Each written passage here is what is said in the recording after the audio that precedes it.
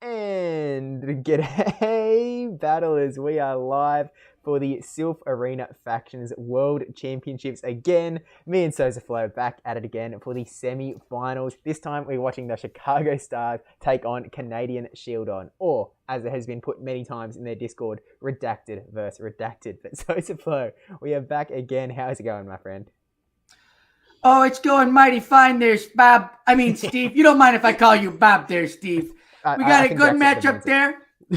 The accent, oh, it definitely demands. We got the Chicago Dust Stars playing up against the Sheldons. Going to be a real good, fun matchup here. I'm so excited to see these two teams battle it out in these semifinals. I watched the VODs. They got some really great battlers, definitely squeaked out some wins there. But in the end, they deserve to be here in the semifinals, and I'm just happy to be covering with you there, Bob. I mean, Steve.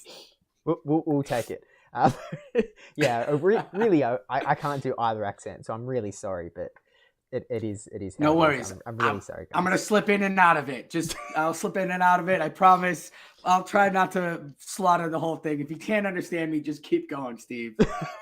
I'll just start talking. I'll put Sosa on mute. I will just go back, get him out of here. But yeah, regardless, this is probably one of the most hyped matchups Chicago Stars versus Canadian Shieldon yet. They have played each other multiple times over the season. I mean, first off, I think we saw them play in season 1, and Canadian. Okay, chat is going to have to correct me on this one because I could be incredibly incorrect. I got you. It is cycle 1 they played where the Chicago Stars definitely put a hurt down on the Sheldons.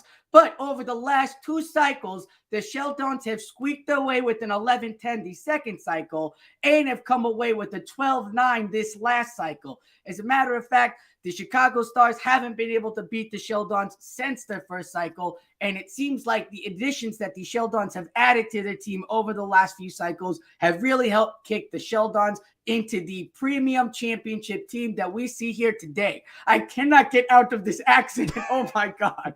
Someone say yeah, so no, these teams absolutely. Now I'm going to read off some of, then I say that the Sheldons added some players throughout it. There's only 2 players, 2 top players on their team that are hitting about 55, 65, and that is Tangent with 65 wins, carrying the team there. And then we've got Chumboletta with 55 wins on the Sheldons, and everybody else is rocking mid-30s, but their matches are a lot lower, like half of what Tangent and half of what Chumboletta's got. So these are new players that throughout the cycles have come in, and as you can tell through the looking of the buildup, they've been able to put a hurt on the Chicago Stars. So this is great additions. If these additions have helped you beat this team in this cycles, boy, does it feel good to walk in here now with the semifinals with the additions. But, Steve, the Chicago Stars, the Stars, are not to be messed with here. Mm-hmm. All right? Bukk has 70 wins. Abhinav, I'm going to slaughter this name, but Shop Apocalypse, Beach, and Bruno Bus all have 50-plus wins on their record, and Kimbert has 64. That's half of their teams with 50-plus wins. This is a very strategic team. They've been in factions. They've been growing from the get-go. We're in the pre-cycle, jumped into the diamond tier for the cycle 1, and now they're ready to battle it out here and prove that they are the best. And, I mean, you don't want to see your team that you've always hard lost to a rival team, but you can learn from it, you can understand it, and there are bans this time. So if there are Pokemon that you see, like a Bastiodon on somebody, you can ban it immediately and don't have to play, don't have to worry about it coming out.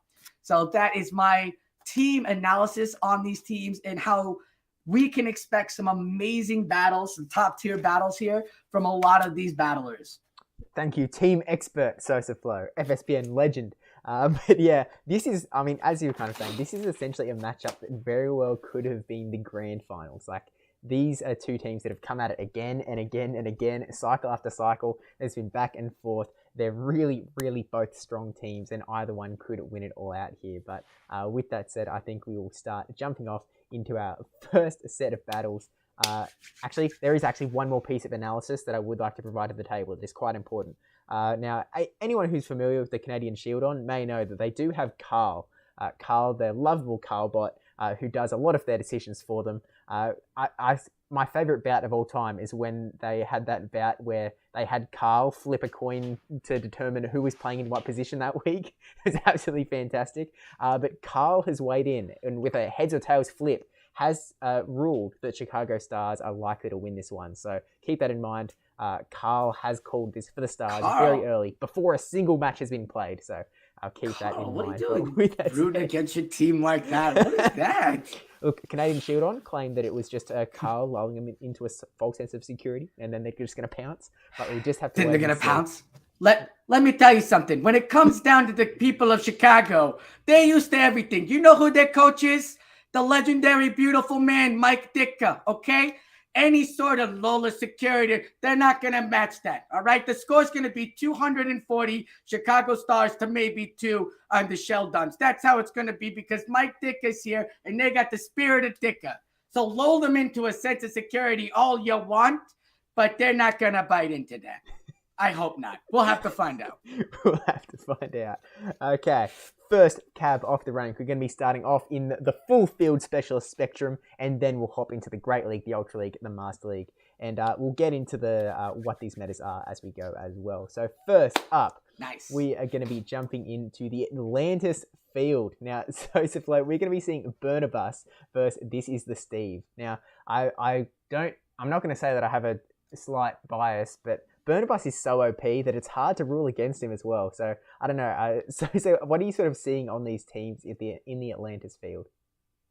I'm definitely seeing that wall rain that's just keep popping up for us, Steve. It's going to be the thing that pops up all the time for us. We're never going to get rid of this thing. It's like when Nidoqueen got Poison Fang and she was everywhere, right? We see a Nidoqueen over here on Burnabus, and you said it right. I thought This Is the Steve, like, was you just being, Steve, right? Some other, Canadian Steve, but I'm a Canadian obviously Shieldon. It's not.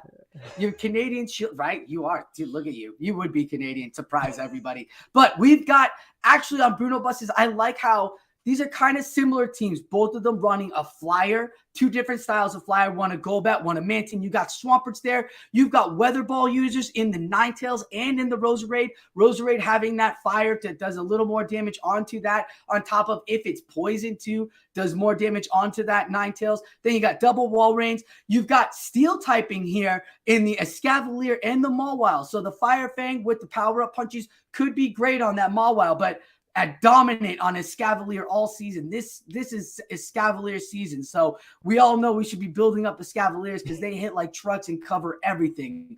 You got poison guys over here again on Nidoqueen and the B-Drill. One's going for your debuffs, one's going for the drill runs on top of the 2 bug users in your electric bug and your psychic bug. Now, if it's running bug bite, I don't see why it would run Bug Bite. I would think you would want to run Confusion here on to the Wormadram Trash. And I would say having Discharge is just as is a lot better than having Energy Ball. But yeah, I would say, I mean, depending on whether or not that Swampert comes out, right, Energy Ball might be the way to go on Galvantula because it still covers almost everything on Bruno Bus's lineup here. And then at the bottom, you have your 2 dark typings. One maybe rocking the Air Slash or the Snarl. The other one rocking the Power Up Punch, but both of them could be hitting with that foul play. So 2 very similar teams here, yet very different play styles by them. And I want to see, I'm sure we're going to see a lot of bans here. Steve, what are you thinking is going to come as a ban? Yeah, so obviously for those who aren't familiar, there are 8 Pokemon on each side. Just so we introduced these in the quarterfinals, but we'll introduce it again for those who are watching for the first time here. These are teams of 8, and they will get to ban 2 Pokemon from each other. So the bans happen sort of behind closed doors, and then they get revealed at the same time. So it's not like one person bans first and the other bans to counter that. They have to think about what their opponent might ban and then choose which Pokemon they'd like to ban. With that sort of information in mind. So as far as the bans are concerned, I'm sort of feeling like Escavalier from Burnabus is looking really strong up against This Is the Steve's side. Maybe he decides to ban some things that sort of protect it a little bit more. So maybe, for example, you take Golbat out of commission, or maybe you actually go a completely different route and go, I'm actually kind of seeing that Scrafty on This Is the Steve's side is looking relatively strong on my lineup. Do I need to ban that? Can I go a different way? So I'm gonna predict that we're gonna see a Scrafty ban, and I'm gonna predict we're gonna see a Golbat ban on this is the Steve side? I'm hoping wall rains on both of them. I'm just throwing it out there. Hoping. I don't want to see this Pokemon this matchup, Steve. Like, I still have nightmares from Lag's faction. But all right, let's pull them up. I'm calling wall rains on both of them. Hello. Yeah, but it's the Mandibuzz. It's the Mandibuzz and the Galvantula. I like that. The Escavalier snuck through. That's really interesting. Yeah, I mean, that's really interesting. I guess now that the Walrein and the Galvantula are gone, Escavalier is actually slightly less useful than it was. So maybe, maybe Burnabus was sort of expecting Escavalier to be banned. And was sort of going, well, if that's going to be banned, I'm not going to have as good an answer to Walrein, for example. So we'll just take Walrein off the table, which is definitely a very nice play. But Escavalier actually wasn't banned, so didn't really need to ban Walrein, although it's still a pretty strong Pokemon against something like a Nidoqueen, for example. So still definitely a worthy ban. And Galvantula being taken off as well, which is, what do you think about the Galvantula ban? Steve, that Galvantula ban is huge because, and I'm going to ask you this is going to be the big one. Look at that Mantine. That is one of those hypno, you don't know what it's running, bubble beam, ice beam, air, wing attack, right? It could be wing attack. So if that Scrafty or that Roserade or that Beedrill come out to play, that Mantine could actually put a lot of damage depending on if it's wing attack, or if it's bubble, then that Mawile is in a lot of hurt. I would expect a wing attack because the Mawile is really the only thing that won't be too affected. It's like the only thing that's too affected by it. But if you're bringing in a Escavalier, right, you can get away with wing attack on the Mantine, and that thing is tanky, Steve. I'm expecting it to come out to play. Maybe the Aerial Ace is a move that we see again that takes out a Pokemon. I'm shocked if I see it, but I'm ready to see it. That's what I'm seeing. I'm really expecting that Mantine. I really like it. What you were saying too, the Escavalier is on the back line now. It's lost a lot of pressure.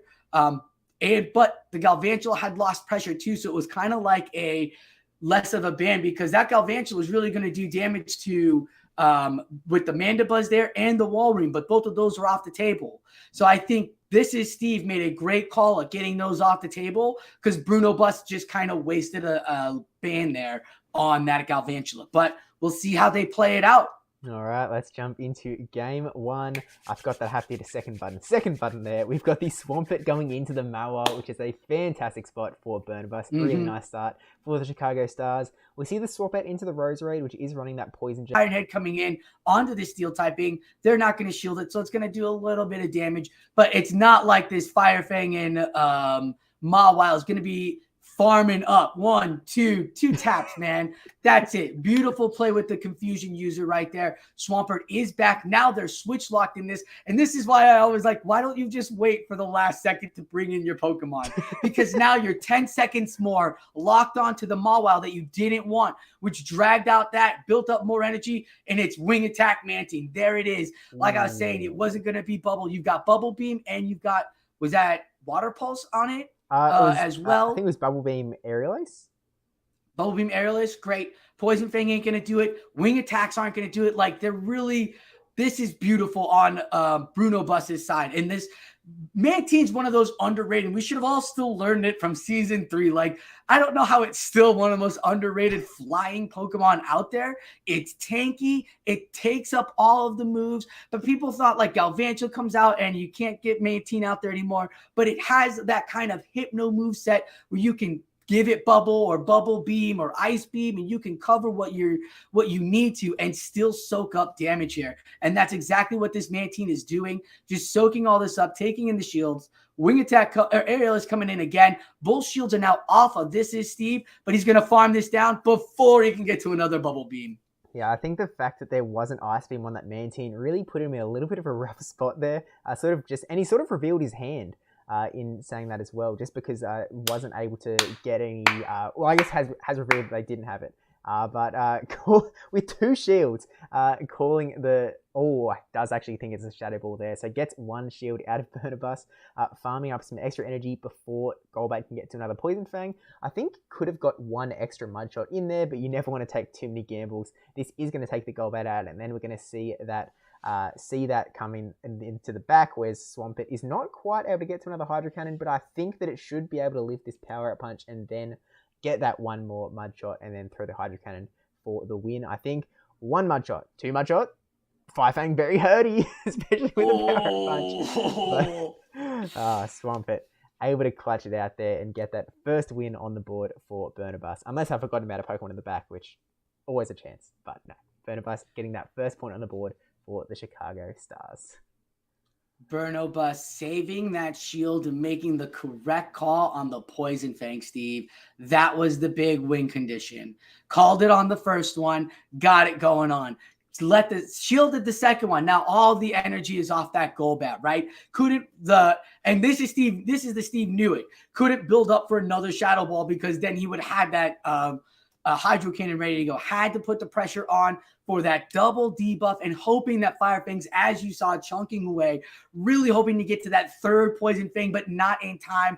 Burnabus made the correct call to tap before getting an extra Mud Bomb in and over tapping and having another debuff, because a third debuff, the defense fall on that powered up Firefang could have done it. There was that much health left on that Swampert. So great job on Burnabus to understand that and understand that Steve was doing a wonderful job at holding his energy in, because it got in a couple of chunks there and then dipped on the Mawile. Got in a couple of chunks extra, didn't throw right away with the Golbat. So had that energy. I like that Wormadram. I don't expect it to come back, but we did see 2 poison typing coming out. And as you can see, there are 3 poison typing out there. And some of them, and that Iron Head still, it was an Iron Head. Yeah, Iron Head still hurts that Mawile for about half. So that puts a lot of great pressure. So I don't expect it to come out this one, because I expect that Scrafty and the Swampert to be where Steve adjusts. Yeah, I think you actually might be right on the money there, because, yeah, that Wormadam is definitely a very scary Pokemon for Steve. I think that Roserade does sort of provide that you're going to be able to get at least 1 shield out, just because you do have that Weather Ball that's going to do a lot of damage. But huge, whoa, huge thing. Hang on, I can't scroll up. We've got a super chat, which is a word that I don't think I've ever actually said on YouTube. A super chat? Can't to Adrian with the 4.99 Chicago repping with the 4 stars going on. Thanks for that. I really don't know how any of this works. Stars. I'm not a professional. The stars. Let's see if that 4-star hype can keep this going and get a second win in for the Chicago Stars. Jumping into battle numero 2, and we have a Roserade into Wormadam. Oh no! It's coming out, but this is actually a little bit better for Wormadam than it was in the last matchup, just because this Roserade does not have the energy advantage that it had back then. Plus, SosaFlo. This Roserade does not have a single grass move. That is Poison Jab, Fire, Weather Ball, Sludge Bomb, Roserade. No grass at all. Thanks for pointing that out, Obliquo. But yeah, I think at this point you just let this one come through and then one more confusion take it down. This Roserade is built for the Wormadam only, and Steve is calling these leads perfectly. Got the Wormadam out there. I'm surprised it came out, but got on the lead. Now you're going to get an Iron Head. There's so much energy again. Like you said before, it's in a lot better situation. Has an extra tap confusion in there, so he can get to that before. Ooh, sorry, Firefang. I guess Firefang's too fast of a move. Firefang 1 came in, Firefang 2 came out, and it did its job. Now we got Swampert in on the Golbat, and it's swapped in. Golbat swapped into this. Gonna let the first Hydro Cannon go through, building up the energy. Now, there is 1 shield on the Swampert and 2 shields on the Golbat. So this is actually where you do want to just be throwing Poison Fangs and kind of just pressuring that shield. But he's gonna throw the Shadow Ball. Will Burnabus call it? No! Great call on Steve this time. Learned from the last matchup. Said, I'm just going to go for broke, buddy. And Burnabus will finally get a Hydro Cannon off and get the first shield from Steve. Okay, and we see the swap out into Mantine. Again, we do not have Ice Beam here, which is definitely a little bit unfortunate. He is just going for the Poison Fang. It does Burnabus burn another shield here. He does not. He keeps that one tucked in tight, which is sort of what you sort of want to do a little bit. There's a little bit more pressure when you've got something like a Golbat that can reduce your attack, because it means that the later charge moves are going to do more and more damage. But then that's balanced with Mantine using Bubble Beam to make attack do less and less. Gets the shield with a Bubble Beam, though. He didn't realize that it wasn't an Ice Beam. He thought it was Ice Beam Aerial Ace, but it is not. The moveset has now been revealed, and I do not think that this is the Steve is going to be shielding that Mantine up again, especially on that Golbat. But going to get this Bubble Beam off onto the Mawile. It's going to bring it down into the red. Going to be able to bubble, keep bubbling, keep on bubbling. We're going for the player up here to try and get the big damage onto the Mantine, and is able to get there. This is going to force the shield on the Mantine if Burnabus wants to keep it alive, and he does. Burning the shield and going to keep bubbling down. That's a great call there, keeping it going on. Keeping it going on. Yeah, you can't bubble this thing down. And that's what I was saying, right? The bubble would have been huge against the Mawile, right? If it was bubble. And I'm surprised. I mean, I'm not surprised it's Wing Attack. Wing Attack's great against Roserade, Beedrill, and that Scrafty. But having the Bubble Beam there was the right call, because then it could still put that pressure on and debuff the Mawile. So if Swampert comes out, you're not having a triple powered up Fire Fang.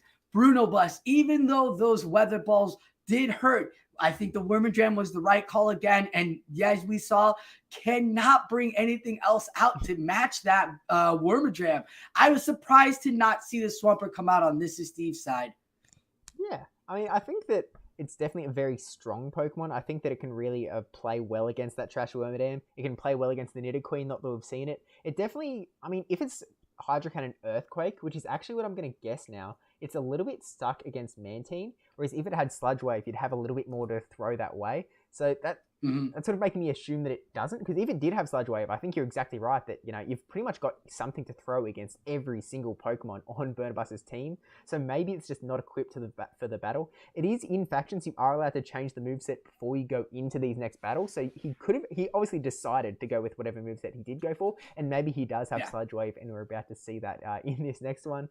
But he's got to get a point for his team, Steve. Yeah. The Sheldons are already down 0-2. Ditka is alive and kicking right now. He's twirling his mustache, looking at his playbook going, that's how it's done, Bruno Bus. Look, if anyone can take it back. Look, what is Shieldon? It's a shield. It goes doink, it gets a hit, bounces off, and then comes right back at it and charges back into the battlefield. But yeah, we all know how devastating a 3-0 can be in factions, where it is essentially first to 11, and 3-0 first 2-1 is a 3-point lead versus a 1-point lead. So it is a very different scenario. So I think we'll jump into game 3 right now and take a look at whether this is the Steve can win one back for the Council of the Steves. And we are finally seeing that top to come out. And Burnabus does have the Shiny Flex as well. So this is the Steve. Is at a little bit of a disadvantage there. But we can actually see it's Sludge Wave. Sludge Wave. So actually, yeah, I'm with you. I'm surprised that it didn't come out last game. But it's here. I am so shocked it didn't come out last. But you know what? He probably thought, just like I did, we'll never see Wormadram again. It's not coming out game 2. And Bruno Bus probably thought they'll think you're never going to see it, and I'm going to lead with it. So we've got Swamperts on Swamperts, and they're just playing whatever smart energy strategy they have. Hopefully they have a good one, because they usually on Swamperts, you build up to 2 or an Earthquake, and then you play whatever bait game you want to against your opponent. Whether you want to shield one, keep it healthier than the other, get extra taps in. Look at that. Oh, it makes the swap. And this is what I was talking about, Steve. And the Mantine will soak up a Hydro Cannon. Remember, Bruno Bus has 2 Hydro Cannons, but he only has 1 shield. And that, sir, could be huge for his team. So Hydro Cannons, again, just loading up. Save the energy. Doesn't throw right away, but look at that. Steve. He's going to get Bubble Beam. I'd say let this go, right? We haven't seen Ice Beam yet. Ice Beam has not been revealed. We've seen both and Steve moves. Is doing great. Oh, we have seen Aerial Ace? Or Aerial Ace? Oh, okay. Then Steve knows. Steve's not going to shield anything. Steve understands the game. He knows I'm just getting to either a Shadow Ball and just go for broke, or I'm just debuffing him. And it looks like they're going to just debuff that, because there is energy on Swamperts. But Bruno Bus has 2 Hydro Cannons ready to go. So it's good on Steve to recognize that, and we'll have to wait for that time clock. Looks like Bruno Bus's time clock is almost up there, Steve. Yeah, I mean, these Poison Fangs are definitely starting to add up. It's sort of like counteracting the Bubble Beam debuff a little bit because you're debuffing Mantine's defense, so you're able to do more damage even though your attack's been reduced. But you can sort of see here that Golbat is sort of losing the race here on the... Golbat is winning the race on the health front. Daz is going to get an Aerial Ace off here, which is actually going to tie it up a little bit more, but a one charge move is all that this Golbat needs. Charge right up. Maybe was hoping for a farm down. Maybe was just really knowledgeably letting it get down to as low health as possible so that whatever Pokemon comes in can't get good farm, which is a really nice strategy. I mean, it's almost a case that Swampert could come in and get a farm there, but going to bring that Wormadam in, going to safely take it down with one Confusion. We see the opposing Mawile come in with that Fire Fang, so we swap out into Swampert. There's a Hydro Cannon ready to go. There are still both shields up on This Is the Steve's side though, so he's going to presumably burn them both here because this Swampert just needs to get out of the way so that that Mawile can absolutely destroy in the back line. At this point, you kind of want to protect Swampert, right? You burn the shield, you Mudshot down, you throw another Hydro Cannon at the Mawile, but then that's going to get shielded, and then we know where that's headed, and it is one-stop shop to Fire Fang Mawile on a Wormadam here. But yeah. That I was actually shocked that he waited that long to throw, because if he could have thrown a power-up punch, he would have still got the shield. Steve would have still got the shield. And this is what I was saying. Like, he gave extra energy because of the Swampert. The Swampert fed Swampert extra energy. Now, there's no way this health doesn't take out that Swampert. But the Wormadam could have Iron Head ready to go. It does not. And it is a power-up punch. The Fire Fangs are there. And this is what I was saying. Like, you want to shield the Mawile. The Mawile is key. The Fire Fangs will do it. Swampert having the shotgun at the back was just the way to do it. And he's going to get it. Oh, in time. Steve, that was really close, man. You made it really a little more stressful than it needed to be, because if the Swampert came out, it was just Hydro Cannoning the Wormadam, right, with the shield down and the Fire Fangs doing, like, it could have taken it. So doesn't matter. It still went in Steve's favor. So congratulations to This Is Steve for getting that one back, bringing in that Swampert, like we said, like we noticed before, helping you take out that Wormadam, because it was really the Wormadam show, my friend. It was really the Wormadam pressure that really put the Steve in check, how to keep that Swampert back out.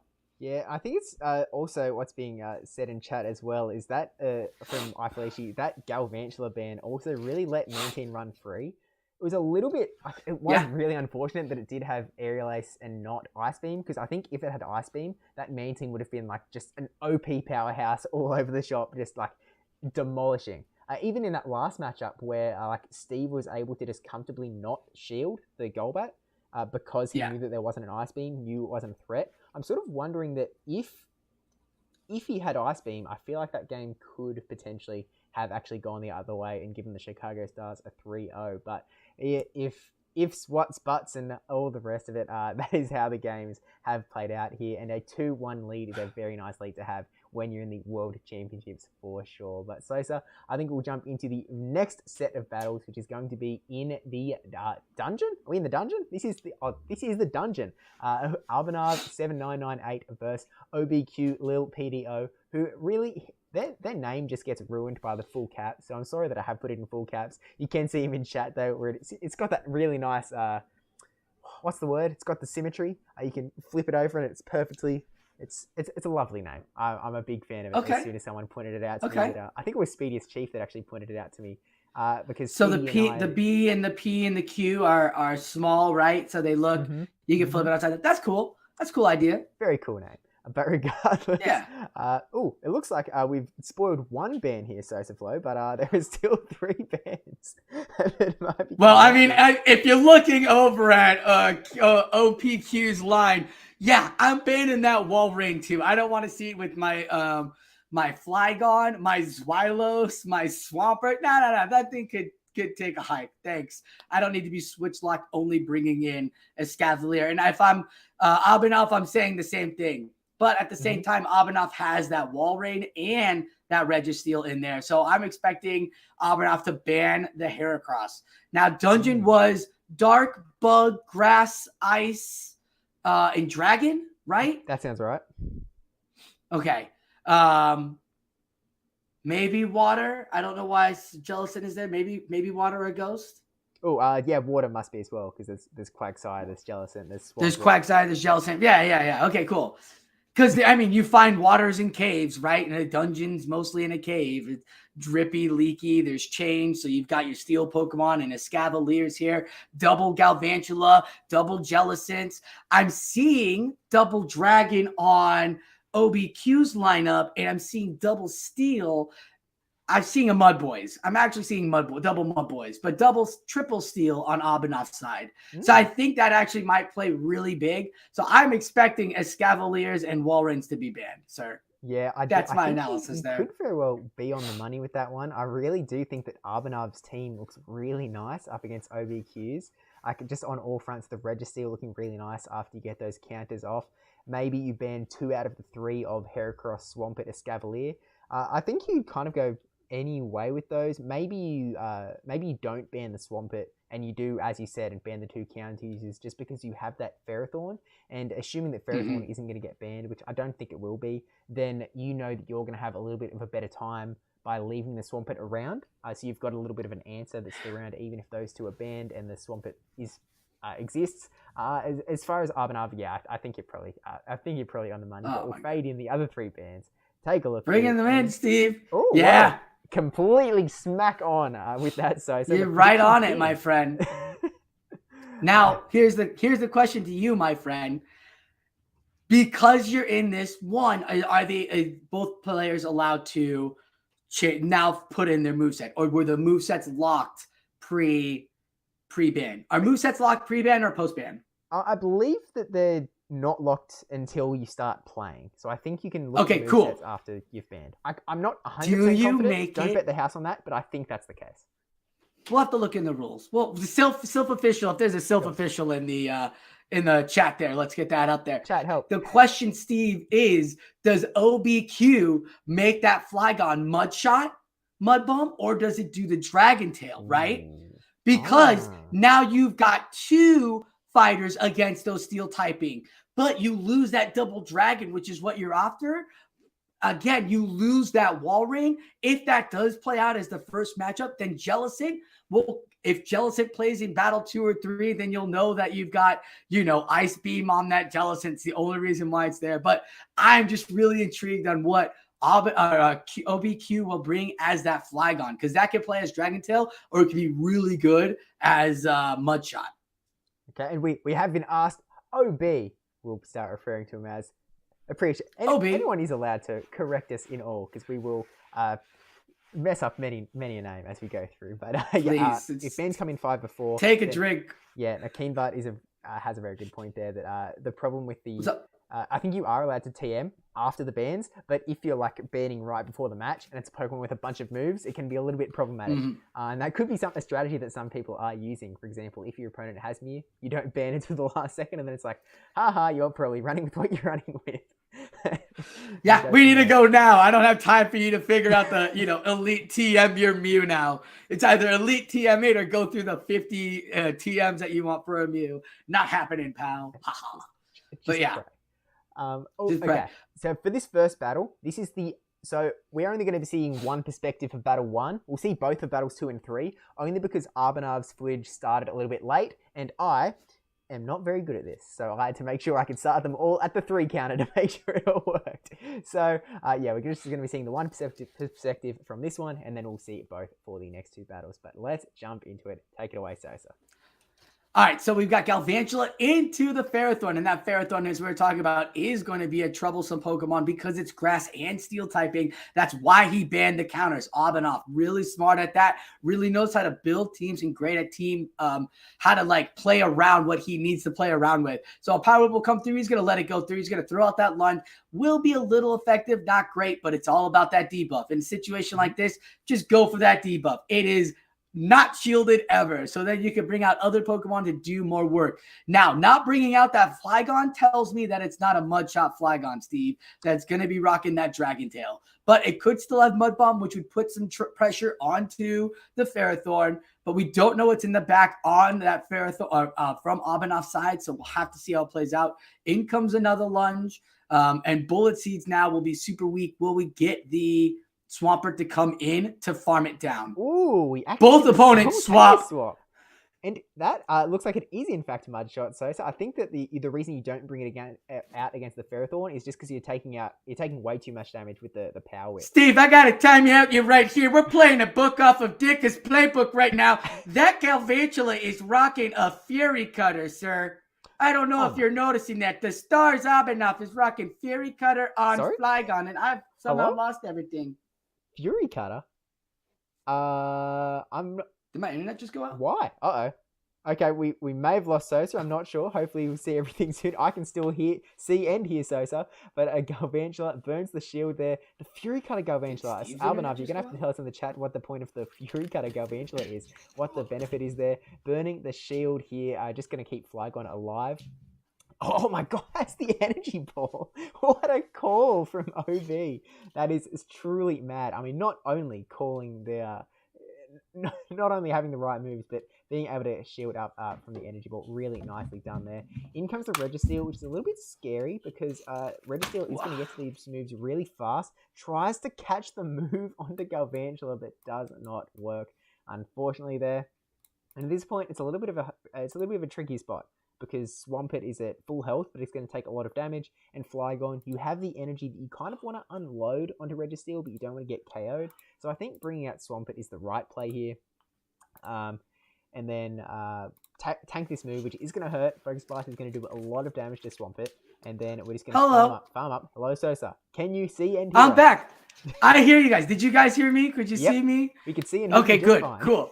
Oh, great. You guys froze. I apologize, Steve, sir.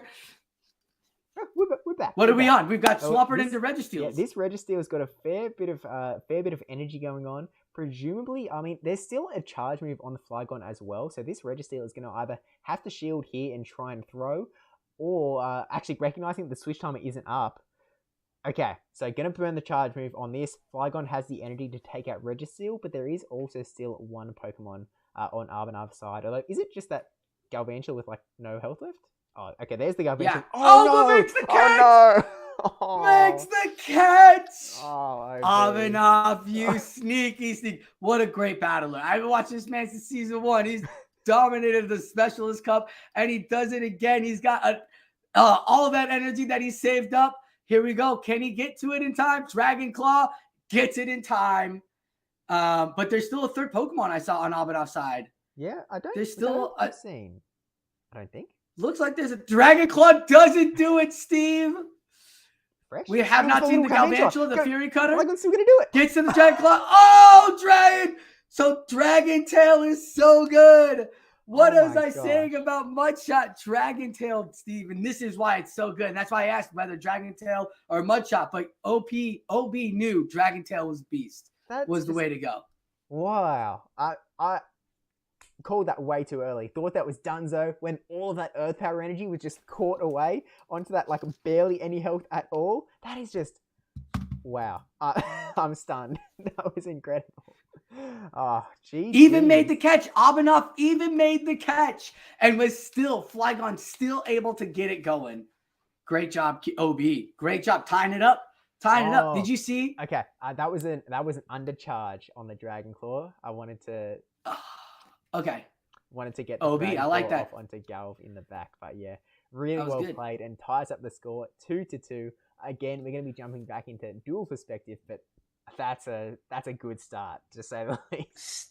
Steve, Fury Cutter on Galvantula. Like before anything comes out, like everything froze and I'm just like shocked. My mind was so blown that my screen froze and everything, dude. Like. Fury Cutter on Galvantula. That's crazy. I guess he just worried about that dragon typing so much, but it's really interesting. Yeah. I mean, why not? You've got Ferrothorn there to handle the water typing if he sees any water Pokemon. So why not have that Fury Cutter? I don't expect this. One of those Pokemon won't play, right? Galvantula or Ferrothorn might not play again. I maybe see that Quagsire come in now. But my apologies. That was Earthquake on Flygon. I've got it so small on my screen that I can hardly read a word. It was Earthquake, not Earth Power. Earthquake. So even longer to charge up, or even more energy thrown away by having it being caught. That's really rough, but still really worked out. Galv can go from dry to lunge real quick, especially when you've got Fury Cutter. This is the Steve. That is why it's so beautiful. Yeah. This is what I love about it. And then it's his factions. And this is what's so cool about the finals is that you can put on all sorts of move sets to give your team the coverage, right? If it builds up to energy and your team is kind of like weak to spamming energy off, you know, you put a Fury Cutter out there, you get shields better. Then you can have that Ferrothorn who takes a minute to get off shields, you know, to finally put that pressure down. So I like that thought process on Abinav's side. I'll see if now the Jellicent call will come out. If that Jellicent comes out, it's Rocket Ice Beam. OB should be aware that it's Rocket Ice Beam now, because that Flygon did all of the work. All of the work, Steve. Everything. A Flygon and Swampert. All of the work. No one would want to see an Ice Beam from Jellicent. With Double Dragon, it's definitely probably the move you're going to want to run. But we'll jump into it, and we are seeing that Ferrothorn into Galvantula in the lead. Pretty nice spot. I mean, it's not a terrible spot on either side. Like, Ferrothorn is going to be able to soak up a lot of this damage because of that steel typing, whereas like Galvantula is still able to do a fair amount of damage, especially with these lunges that are not going to be super effective, but they are still going to hurt. They're going to add up, and they're going to reduce that attack of the Ferrothorn board before it can get a move off. I think OB doesn't really, not really scared of shielding here. Happy to just tank this first power whip. Not even going to bring it to the yellow. Going to be able to hang on, and actually will be able to get to another charge move before another power whip comes through, I think. CMP? OB played this differently than the first battle. He let the power whip come through, debuffed on lunge last time, did not. Got the debuff power of this whip, and now he's in a better position, sneaks that Volt Switch in there. He could not take this and be in the red, and that would be great. In the red, double debuff power whip. The Volt Switch came through. He's going to allow whatever comes out to not farm it down. He's got the energy. This is great tapping, actually, because keeping Galvantula this healthy is going to be great when that, there he is. There's that Jellicent, as we said, and it's got to be rocking that Ice Beam. You know it's rocking that Ice Beam at this point. 2 shield away, my friend. You've got to understand that this is why he brought out Jellicent. Walrein is banned. He's not pulling the Jellicent out either. Like, Bubble Beam won't KO you or put shield pressure down. In comes the Earthquake. Now, this will be interesting. Jellicents always are tanky, and people just let it go. So will Abinav. And that is huge. That damage is huge. Now he's got to shield a Dragon Claw in order to shield the ice, get the Ice Beam off, Steve. That is a great sneak of an Earthquake there, and that's why it's on there, Steve. Not Earth Power, Earthquake. No, you're absolutely right. It is absolutely train hitting that Jellicent, but is going to get this Ice Beam off before going down. That is super duper effective to poor little Flygon. Going to see Galvantula come in to try and get a little bit of farm, and we do see a Fury Cutter down. Oh my gosh, Fury Cutter coming in clutch. Steve, look at the moveset on it too. It's not discharge, it's energy ball on the Galvantula. And this Swampert is in for it. Oh, has to shield. Has to understand now it's GG's. Like, you're right tapping here. Even if you get double Hydro Cannon up, you're still not KOing this Galvantula where it already has the energy ball ready to go. When it gets the Hydro Cannon off, it'll get the energy to get the energy ball. There it was, the extra taps. Hydro Cannon will take Galvantula into the deep, deep red. Still won't KO it. Now will it get to the W it before the energy ball? No! Sorry, Steve. It was a KO time. Swampert's got all of the energy. Wow. OB. A Galvantula built against Swamperts. Built against Swampert, Steve. And this Swampert won it. You got to applaud that, sir. You got to applaud that. I think it really helped out. I think that the Fury wasn't able to get the move off before going down. Really sort of swung it back in the other way, but it seriously was super close there. If in chat, seriously, I was saying how close it is as well. This is the Steve OB, more like OP, pushing the score up even further into a 2-3 for a Canadian Shieldon lead now, which puts the score at 1. Oh, no, it doesn't. It puts it at 2-0 to OB at this point. So Abinav actually has to go the reverse way now. Has to prevent a 3-0 from OBQ. to make sure that nothing too bad happens here. And actually also getting some insights from chat as well. In Shaypocalypse was practicing up against Arby, who destroyed their Volt Switch Galvantula in the mirror, then Energy Balled Swampert through 2 shields and had to top left out of respect. That is just beautiful. Yeah. Unfortunately, Energy Ball has been revealed here already, so that is probably not going to happen this time. Probably not. I kind of would be shocked to see an Abenoff 3-0-03. Just to see a goose egg from Abenoff. Like, that would be very big. Very big. Mm-hmm. An elite in Silph right now getting 3-0'd, right? Offered. That would be huge. Like, OBQ, I mean, bravo. If he can when he pulls that off. If he pulls that off. We're going to get into that, though, Steve. This is the third battle coming in. Ooh. Flygon into Ferrothorn. And it's Double Dragon. And it's, oh no, it's Galvantula and Jellicent. This might actually really be in Abenoff's favor this time because of those Fury Cutters, right? You're gonna throw your damage, and then you're gonna bring in that Fury Cutter on that Galvantula. I am shocked. OB's bringing the Xylos in. Whoa! Maybe he thought he put a hurt down and that the Galvantula would never come back up again, and that's why the Double Dragon was safe. But Abenoff not allowing it, thinking that his opponent might think that too, bringing that in. And there's Jellicent too for an Ice Beam ready to go for that Flygon, which has been nothing but trouble for Abenoff all game long.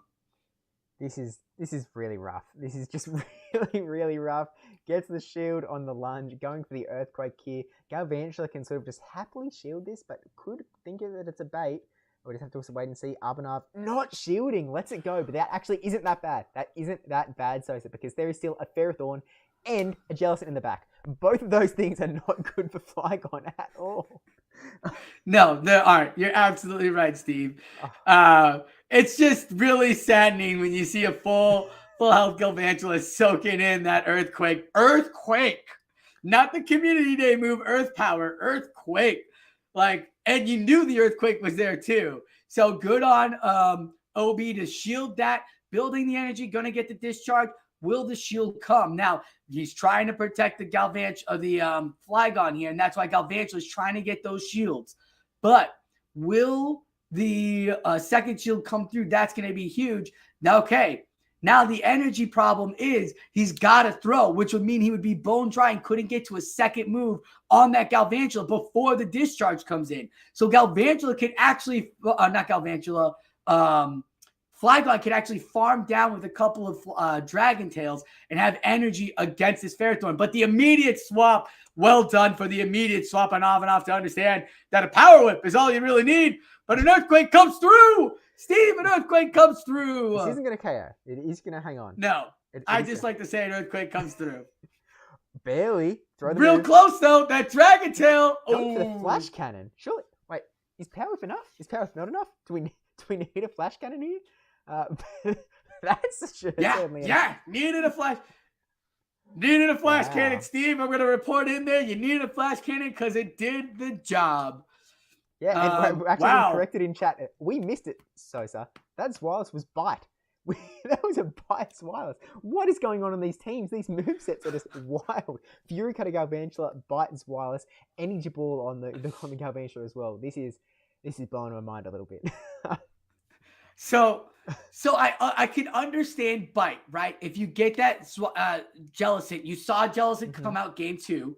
You hadn't seen the Xylos. You could make it a Bite Xylos. You have a Jellicent, right? That's the thing that's got to protect this Flygon. The only problem is you're not expecting Fury Cutter on Galvantula. That is the big one right there. That's the one that you're going to take away and be like, oh yeah, that Fury Cutter came out and just destroyed me. That fast move damage right there, because you're sitting there going, yes, I could take a lunge or I'll shield it there and it'll take a minute and all that. But when you get hit with a flash cannon and then just get Fury Cutter down before you get to a body slam, like, you just got out, like, Abenoff outplayed that. Like, good job for Abenoff. Yeah. Good job for Abenoff to outplay that. Good on both opponents, though, to OB won it. OB won it with that Flygon. That Flygon was absolutely beautiful. That's why he banned that Wall Rain. Great bans there. Banned the Flygon too, right? Now there's no Dragon Fast Breath Pressure. All you're worried about is a Mud Bomb from or Earthquake from Quagsire or Jellicent's Ice Beam, right? You're not really, there's not that much that you're not fast move damage that you're really pressured on with this Flygon here. So you've got to like time to like draw out with baits. That Earthquake though, great, Steve, great. Absolutely. I really think that having that Earthquake was a really smart decision on OB's side. I think it really worked out really well. I mean, just watching it land on so many Pokemon over those 3 games, it's definitely a very fun move to see, and really does, it puts a lot of pressure, I think, in all cases. But yeah, OB able to take it out with a 2-1, which does tie us up in 3-3 against Abhinav. I'm sorry, like I'm still. That is a feat, my friends. I want to like. That is a big feat. That is huge. Like Dick is sitting over there going, "How did beat us? How? Abhinav? Oh, good Lord." Dick is starting to sweat here. He's throwing his glasses down, his playbook's all up in the air. But did we lose me? Oh no, Okay. We're good. We're back. Yeah, Dick is talking about the stars. I know we're not really sweating it here. Dub stars. Drink but up, that was a great win there by OB to take up from Abhinav. Like, hats off, sir. Hats off. Ma'am, hats off. Look, both Battler. battles are definitely incredibly strong. I mean, just Chicago Stars have won like 4 showdowns just this season, I think. So they're really doing a really top job. Didn't he win Guardian? Yeah, Beach won Guardian? Abhinav won yesterday. Glacial? Or Nemesis. He won Nemesis? Oh no, he came 4th. He won one of them. Look, they've got too many wins.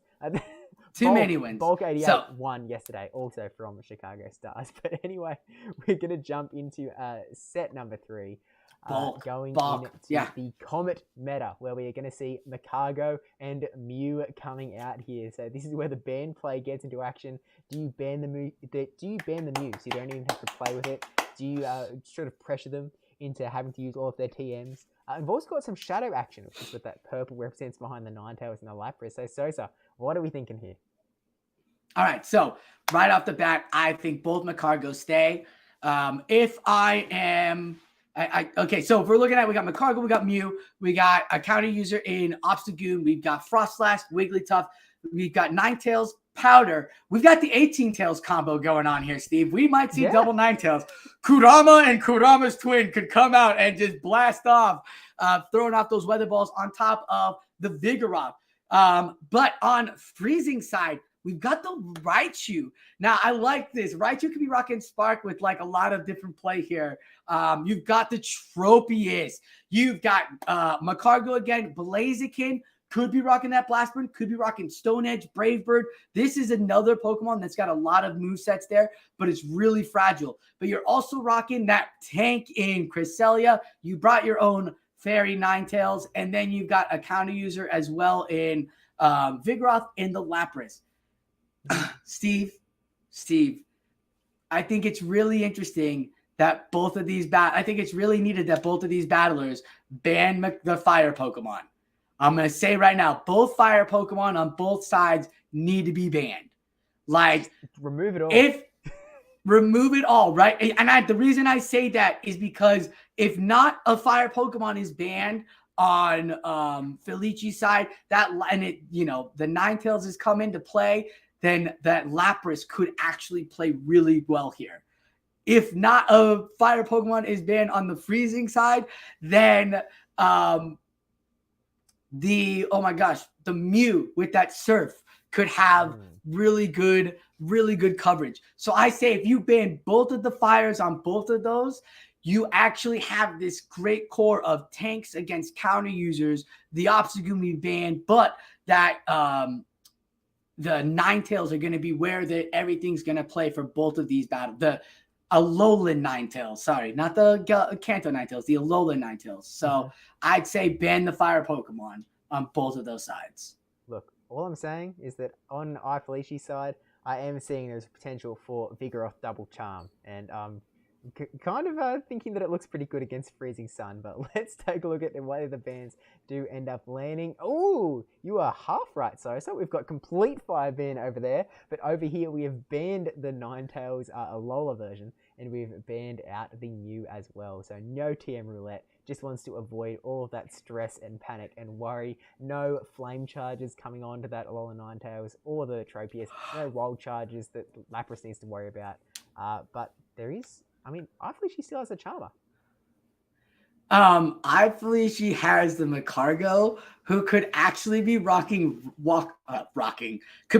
that throw, which would be huge against the Lapras, against the Ninetales, do damage against that Raichu, put some hurt down on the Tropius. Not going to do too much on the Cresselia, but I mean, that right there could be where it's at, where you have the fire Pokemon playing out. Does Alolan Raichu know Charm? I know that Kanto Raichu knows Charm. Okay. Okay, cool. I was just wondering, because I mean, if you're going to go with that, right, you get a Vigoroth double Charmer on one side, but you've got a Vigoroth Confusion Charmer on Freezing side too. That Cresselia, even though we love that Psycho Cut, might actually want to put down some extra hurt with that Confusion, but getting to those play roughs are good against that Wigglytuff, great against that Obstagoon, and good against that Ninetales. So the option here might be Cresselia on Freezing and putting Dazzling Gleam and Charm onto that Ninetales for Freezing. Oh, let's find out. So jump into it. So Cresselia, as we see, it's going to have Psycho Cut. No, is that... Oh, that's Confusion. That is Confusion. Yeah, so we're right. Confusion chunking away at that Ninetales, my friend. And so Cresselia gets have to shield right away. It is a Shadow Ball. That's great because Cresselia is that Psychic Pokemon. But man, oh man, I feel like sometimes people forget how tanky Cresselia is, or they just don't have one at under 1,500 because it is a wonderful tank Pokemon here for the Great League, my friend. And in comes the first Grass Knot. Now, the Confusions aren't going to be for shield pressure. They are going to be for health damage. And I'm not going to lie, my friend. I would say that this Cresselia has got a win here as a Confusion user. Look at what it's doing to Frostlass. Yeah, a little bit of rough there. Thanks for the correction, chat. The other Ninetales is apparently banned, so we've actually taken the fire out. We do still have the potential for double charm here, but regardless, Cresselia, with the shields being burned, is going to get that Grass Knot off, take that Frostlass out, and you're going to be able to bring in Charmtails here. That has not been banned, chat. It has not been banned. My apologies, definitely my bad on that one, but is going to be able to tank whatever move this Cresselia does throw. So this Grass Knot, you're going to be able to tank it on the chin. Wants to shield up, though, wants to keep Alola Ninetales alive, because if you look at the rest of Freezing Sun's team of 6, it does look really good, that charm damage. And actually brings in Lapras in the back, Shadow Lapras as well. So Felici easily able to bring out the Vigoroth here. Going to be doing big counter damage to this Lapras. Going to be able to tank a move, just doing a lot of damage. So this is not great for Freezing Sun.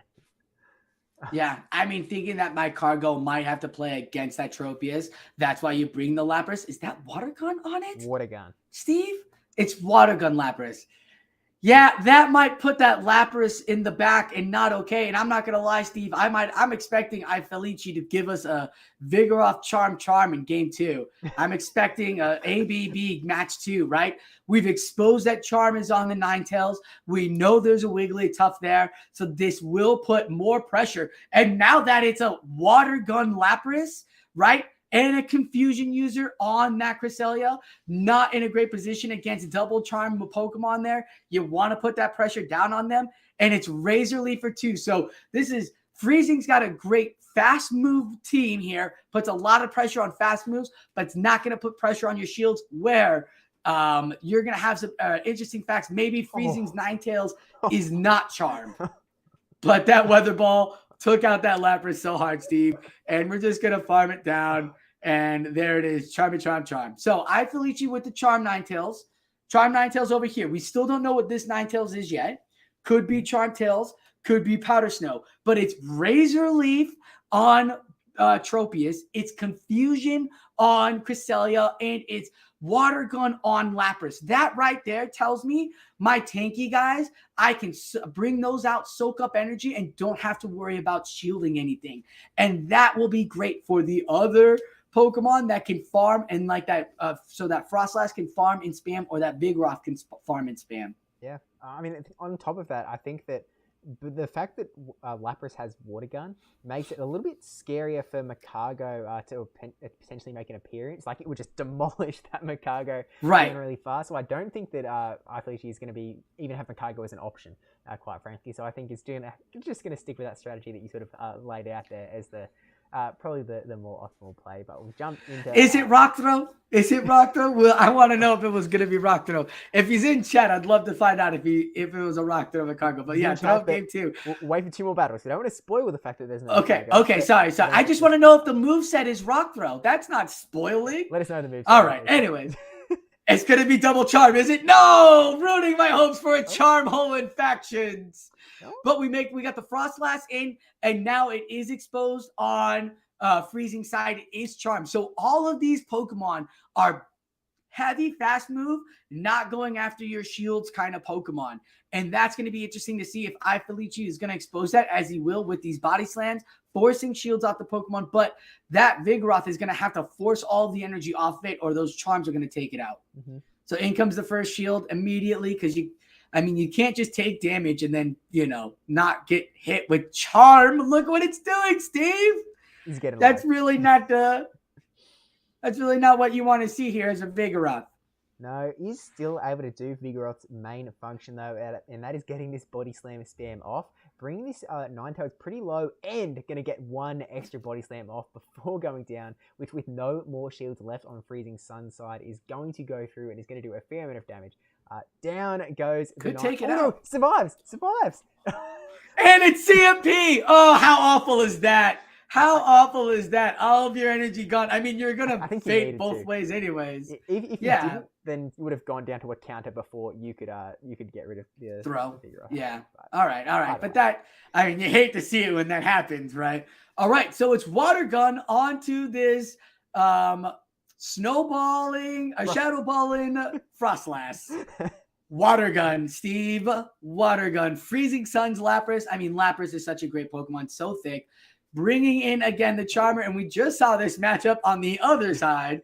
Now we're going to see it on this side, but there's no shield on the Vigoroth, so when the Weather Ball comes through, it should be able to see that the Ninetales will stick around, keeping the shield.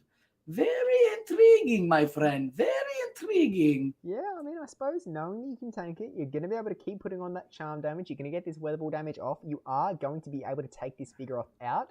Hopefully before another Body Slam comes through. Not able to, though. So he's going to have to shield here. Now here's where it would be interesting. If you shield here, that Charm goes through and you have the energy, but wants to say goodbye, wants to bring back the Lapras, thinking that the Lapras is going to be putting on the damage to this Shadow Ball using Frostlass, but I can't get to that water. I don't know what the second water move was there, Steve.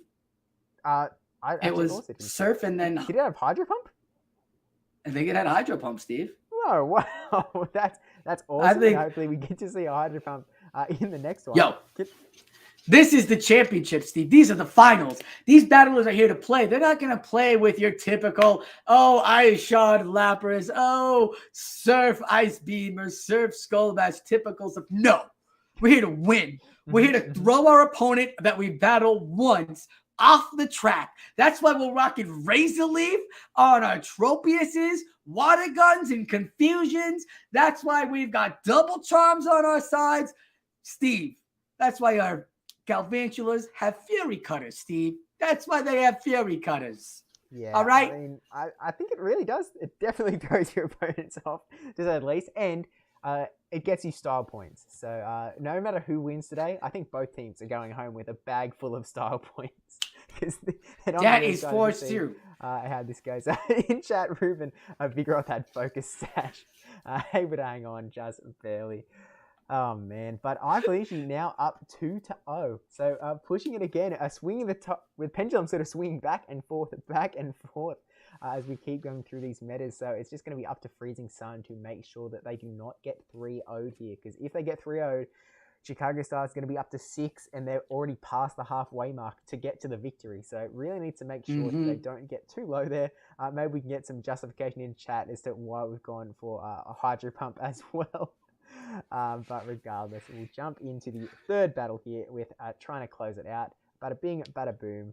Here we go. So throw whatever loop-de-loo, Liberty Bell trick plays you want at the Chicago Stars. They're not falling for it here, Steve. They're not falling for any shenanigans. We say we got the heart of a dick gun. We've got charming like a charming away with our glorious mustaches and our deep dish pizza. Get out of here. You know what we're talking about here in Chicago. We're taking grass knots to the face on our Cresselias, on our Ninetales. Then we're going to throw our weather balls. Ha! We're going to throw our side shocks, which we haven't revealed yet. So we might not get a shield here. Going to do some damage. Going to do some damage here, Steve. I really Chippy chime down. To me, you have one. Oh, true. I'm exotic enough. So the Vigoroth comes in to the Ninetales. Both of these are NA teams too, by the way. So you're definitely rocking an exotic accent, Steve. We got the weather balls, as you said, and we're back to the spamming. Yeah, this Vigoroth getting the Ninetales really low now, and because it is charm, it's taking a long time to charge up, counter all the way down, and bring an absolute bulk ton of energy into this next one. Just going to throw body slam after body slam after body slam, regardless as to what comes in here. I think that maybe you bring in the crest just because you know that Frostlass is coming around. We see the Frostlass swap in, but the Swish Charmer is not up yet. Freezing Sun didn't let it go down as much as they could, but it was not there yet, so it has to just... I mean, I guess you burn a shield here on this Shadow Ball. Even though Cresselia isn't like the most useful Pokemon, it's still very good up against that Vigoroth in the back. The Swift Charmer is up now. Interestingly, going for this Grass Knot to try and get some chip damage off onto this Frostlass before swapping out. Burns the shield. Okay. I don't hate this play. I do, because we're going to see what this Raichu's got, and it's Wild Charge. All right, it's Thunder Punch, Wild Charge. Gonna get the shield. That is going to be interesting. Is the Vigoroth in the back, right? Yeah, Vigoroth still got tons of energy, Steve. Mm-hmm. Tons of energy. And Raichu cannot, I repeat, cannot take a punch. Like, I think an Aerial Ace would KO a Raichu. And that is a hard counter. Electric is a hard counter to flying. Like, this Bulldoze will be enough, should be enough. And that's not even a good enough move. So the Cresselia is up. The confusions are down. The body slam, the Grass Knot just in time. Felici gonna get that 3-0. Oh no. Does the body slam not KO here? It does. We see a 3-0. Okay. Woo! So, didn't want to jinx it right there. Cool. Felici gets the 3-0. The Chicago Stars knows what's up. Understands that you're not going to pull trick moves on there. You got to go for them shields. You got to get them because at the end, it all comes down to the shields. The shields. I've just realized here that, sorry. Felici in chat said that Sos is going to be sad when he learns I have a southern accent. Oh, no. Oh, man. Has this whole stream been a lie? What are we doing here? What's going on? Okay. How are you on the Chicago team, huh? How is this possible? But regardless, showing his worth to the Chicago Stars by getting that big 3-0, putting the Chicago Stars in a really big lead. That's huge. As we go into this next meta. Really, as we've said before, 3-0s are so incredibly powerful, more so in factions than in any other medium in Pokemon Go. But that'll bring us to the fourth one, where Canadian Shieldon are going to try and push 3-0 back to try and even up the scores again. And that's what we're hopefully going to see from the Canadian side on going into the cave meta. We're going to be seeing Keenbart taking on Tangent 444, two incredibly strong battlers with two very similar teams, but also some really interesting spice being brought in as well. I can see one, Caracosta up there, as Hero Ranger Caracosta! Get your Caracostas out, chat. But not only that, we have the New Zealand rep Relicanth in Tangent's team as well, which is absolutely awesome. I'm really hoping that Relicanth doesn't get banned because I want to see Relicanth action. You've got Water Gun for all of the steel, all of the rock type going on. I mean, you've also got just big rock damage you can throw. It's something like the Mandibars. It's such a bulky Pokemon. It can take so much damage. So I'm really, really hoping that we do end up seeing that come out. But regardless, I mean, what are you sort of thinking when it comes to the ban, Sosa? I was just, you're like, you've got rock typing on that Relicanth, huge rock type. I'm like, what move is it? Oh, it's Ancient Power. Oh, it's ancient power. Oh, look, it's But no, it's Bulk makes up for it. And I'm like, okay, it's Bulk make up for it though. These are two great teams. First off, both of these are these 60+ battlers. So Tangent has 65 wins. Bart has 64 wins. So only one win separate these two opponents. So this is really interesting. Both teams are pretty much similar. You got rock throwers up at the top. You got Umbreons. You've got a counter user and a safe, one of the top safe swaps in Sableye. Then you both have the Scavaliers. They both rock in their Mandibuzz. You've got fortresses there. Now, here's what's interesting. Fortress, Obstagoon, and Scissor, rather than Scissors, Zweilous, and Dragulgy. Those are really interesting because those three right there are going to be probably where the core banning is going to happen. Mm-hmm. Where if you really need something, because it's going to be spice. The other three, they can play against it. Bart and Tangent know what they're playing with, right? If you get a Mandibuzz on a Mandibuzz, you know that we get a Scavalier, we know what we're getting with Rock Throw on Rock Throw, we know what we're getting. But that Relicanth is crazy. That Obstagoon is a great dark typing where if it's put up against a lot of that stuff with that cross chop, still hurts the other dark typing. So you've got that there. Then you've got your Fortress with the Bug Bite, or you've got the Dragulgy where we saw how oppressive Dragon Tail is with that Water Aqua Tail as well, putting off that spam on that move. Like, it's a great Pokemon here. So I expect one Pokemon to be banned from either three. I expect Obstagoon to be banned, and I expect, a Scavalier to be banned as well. Yeah. On Tangent side. So I expect those two counter users, maybe a Scavalier as well, because Keen is rocking triple counter. Yeah, it just sort of put you in that spot where you're going to be seeing something coming through. I wouldn't be surprised if we see a double counter ban on Keenbart's side, which would still leave one counter user. I'm not sure which one you leave. Potentially you leave the Sudowoodo because you are still able to do big damage with the Relicanth, with the Relicanth especially. And I just really want to see Relicanth. Can we just ban everything that Relicanth doesn't like so we can see some Relicanth? Steve! There's no wall rain. We are going to see a Relicanth. Please, I don't know if wall rain's allowed. Yeah, it's water Pokemon, rock Pokemon. Relicanth is on! Yeah! Relicanth is on! Oh, man. And you were spot on that Obstagoon getting pushed out of there, so Relicanth is going to be that little bit extra safe. Umbreon, interestingly, also being banned. I suppose that gives a little bit more play to the Sableye. Sableye, a very sort of neutral, dynamic Pokemon that can fit in all sorts of spots and do really well.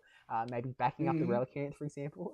And then on the other side, we're seeing the Escavalier banned, as you picked, Sosa. And then also we see the ban of the Shadow Scissor, which is definitely a very strong Pokemon, but we still may see some Shadow Scissor play from that side of the field. So, I don't know. What do you say, Sosa? Catacosta's looking... Let's do it. I'm thinking leads right now, Catacosta, Relicanth. Okay. I bet you that'll be a lead in one of the matches. Wishful thinking, right? You got your water Pokemon, I got mine. Make it happen, guys. Oh, neither. Oh, okay, but we're going to see if this Mandibuzz is rocking Wing Attack right away, which is good, or is it rocking Foul Play? Just kidding. I couldn't tell. And it swapped into the Fortress. Fortress is going to see these Aqua Tails. And actually, I'm kind of shocked the Fortress comes in because you'd want to see it against that dark Pokemon, the dark typing, having that Bug Bite. But the Aqua Tail, you can do what you need to. And there is a Caracosta, Steve, and there is a Relicanth. We are both right into bringing it out. This is going to be a good one. Ding, ding. So in comes the Iron Head here on the Fortress. Yeah, the Mirror Shot. Or Mirror Shot. Fortress, which isn't going to do much in the way of damage, but does have the potential for that debuff. Looks like we've got mutual going on here. No one seemed to... Okay. Gets the debuff. Get an extra quick move in there. So a little bit, not the end of the world off with Dragulgy, but yeah, debuffing the attack so that Aqua Tail does even less damage.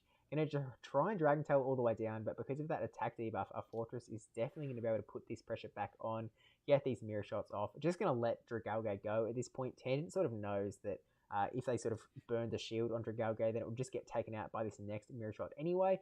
Actually do see the Aqua Tail come through here, so I feel like this forces a shield from Keenbart. Yeah, I would shield and then farm down, right? That's what the thought process is. You have the energy. You can maybe see what comes back out. You don't really want to see that Galvantula or that Sableye But Sableye does come up. You're going to get that mirror shot. You can put some easy chunk damage on it. If you get that debuff, awesome. Not awesome, no debuff, but gets a couple of taps in there, does some damage, about a fifth of Sableye's health. That's great. You want to know what Sableye doesn't want to see? Rock Throw. Doesn't want to see Rock Throw. Also not great for it, but we've got the Relicanth coming in here, and Relicanth actually looks really good against both of Keenbart's remaining Pokemon, the Mandibuzz and the Caracosta.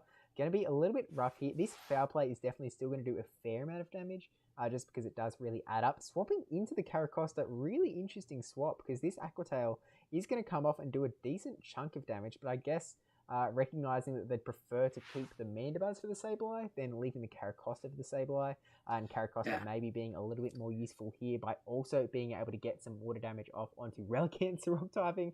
But regardless, this is going to be Water Rock versus Water Rock. Water moves throwing back and forth, almost taking. No way, Steve. Here comes the body slam spam. Oh, you're going for Surf. Oh, I thought you'd go for the body slam.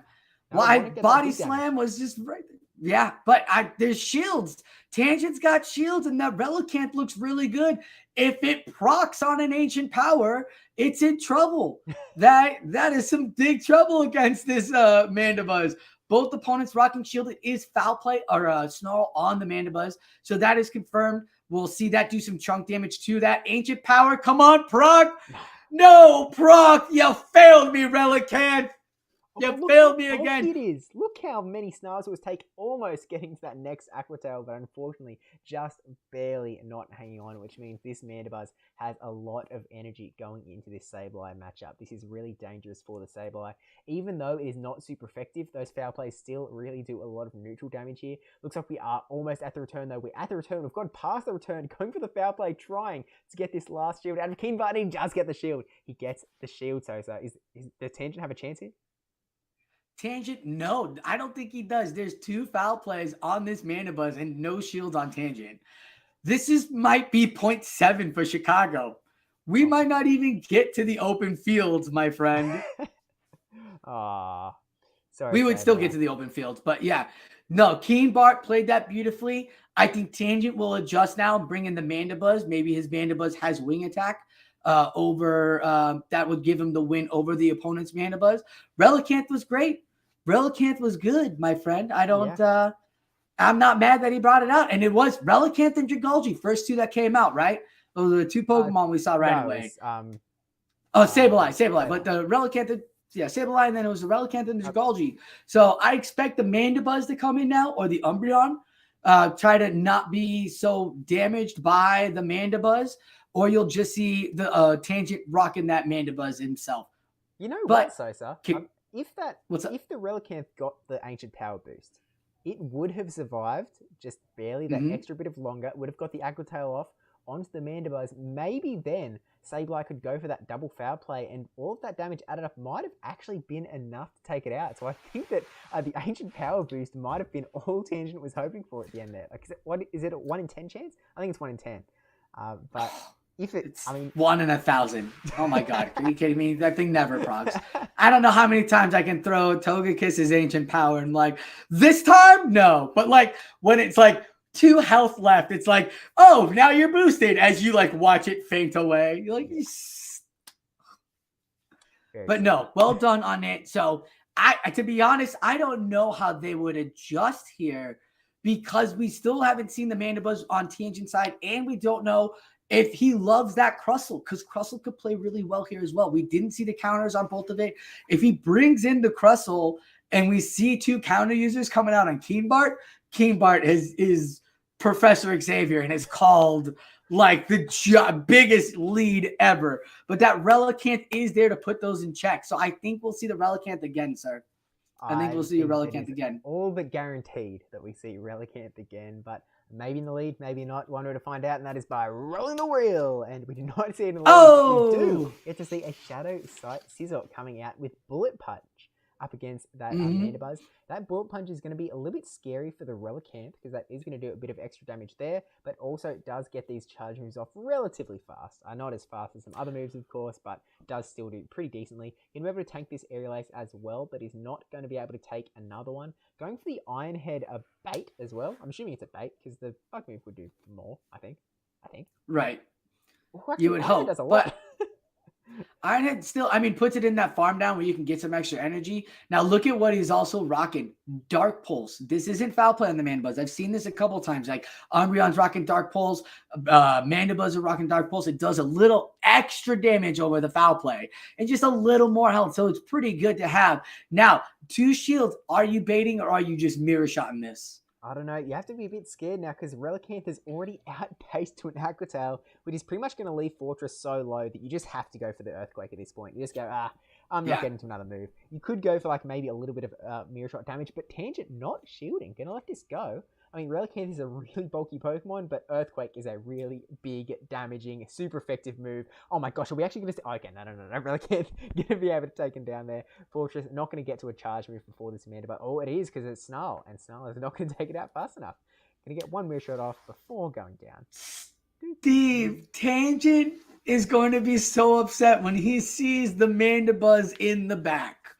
I'm going to tell you that now because he's got that Sableye with 2 shields and his opponent is rocking a Mandibuzz. And we've already seen it happen, how the Mandibuzz just needs those foul plays to do the damage.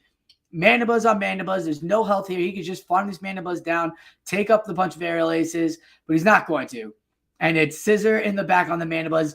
Keen Bart might make this 8 right here, Steve. There's no shield on this foul play. Like, This is getting crazy. I might be having a heart attack here, Steve. This might be real hard here for me. Not again. But I think this is a bit of a spot where this Sableye, I think that Keenbart has to make a mistake to be able to have to eat this return, because as long as Keenbart shields twice, keeps throwing the charge moves, you shield up 2 foul plays, worst case, and I don't think that Sableye is going to be able to get to another return after those 2 foul plays before Mandibuzz is able to take it out.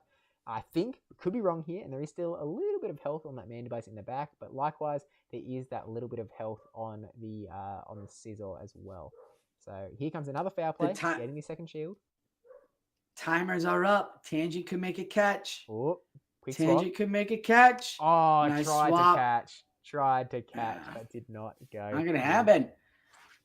Dicka's just sitting there, drinking his beer, twirling his mustache, thinking, now he's going to throw the bug.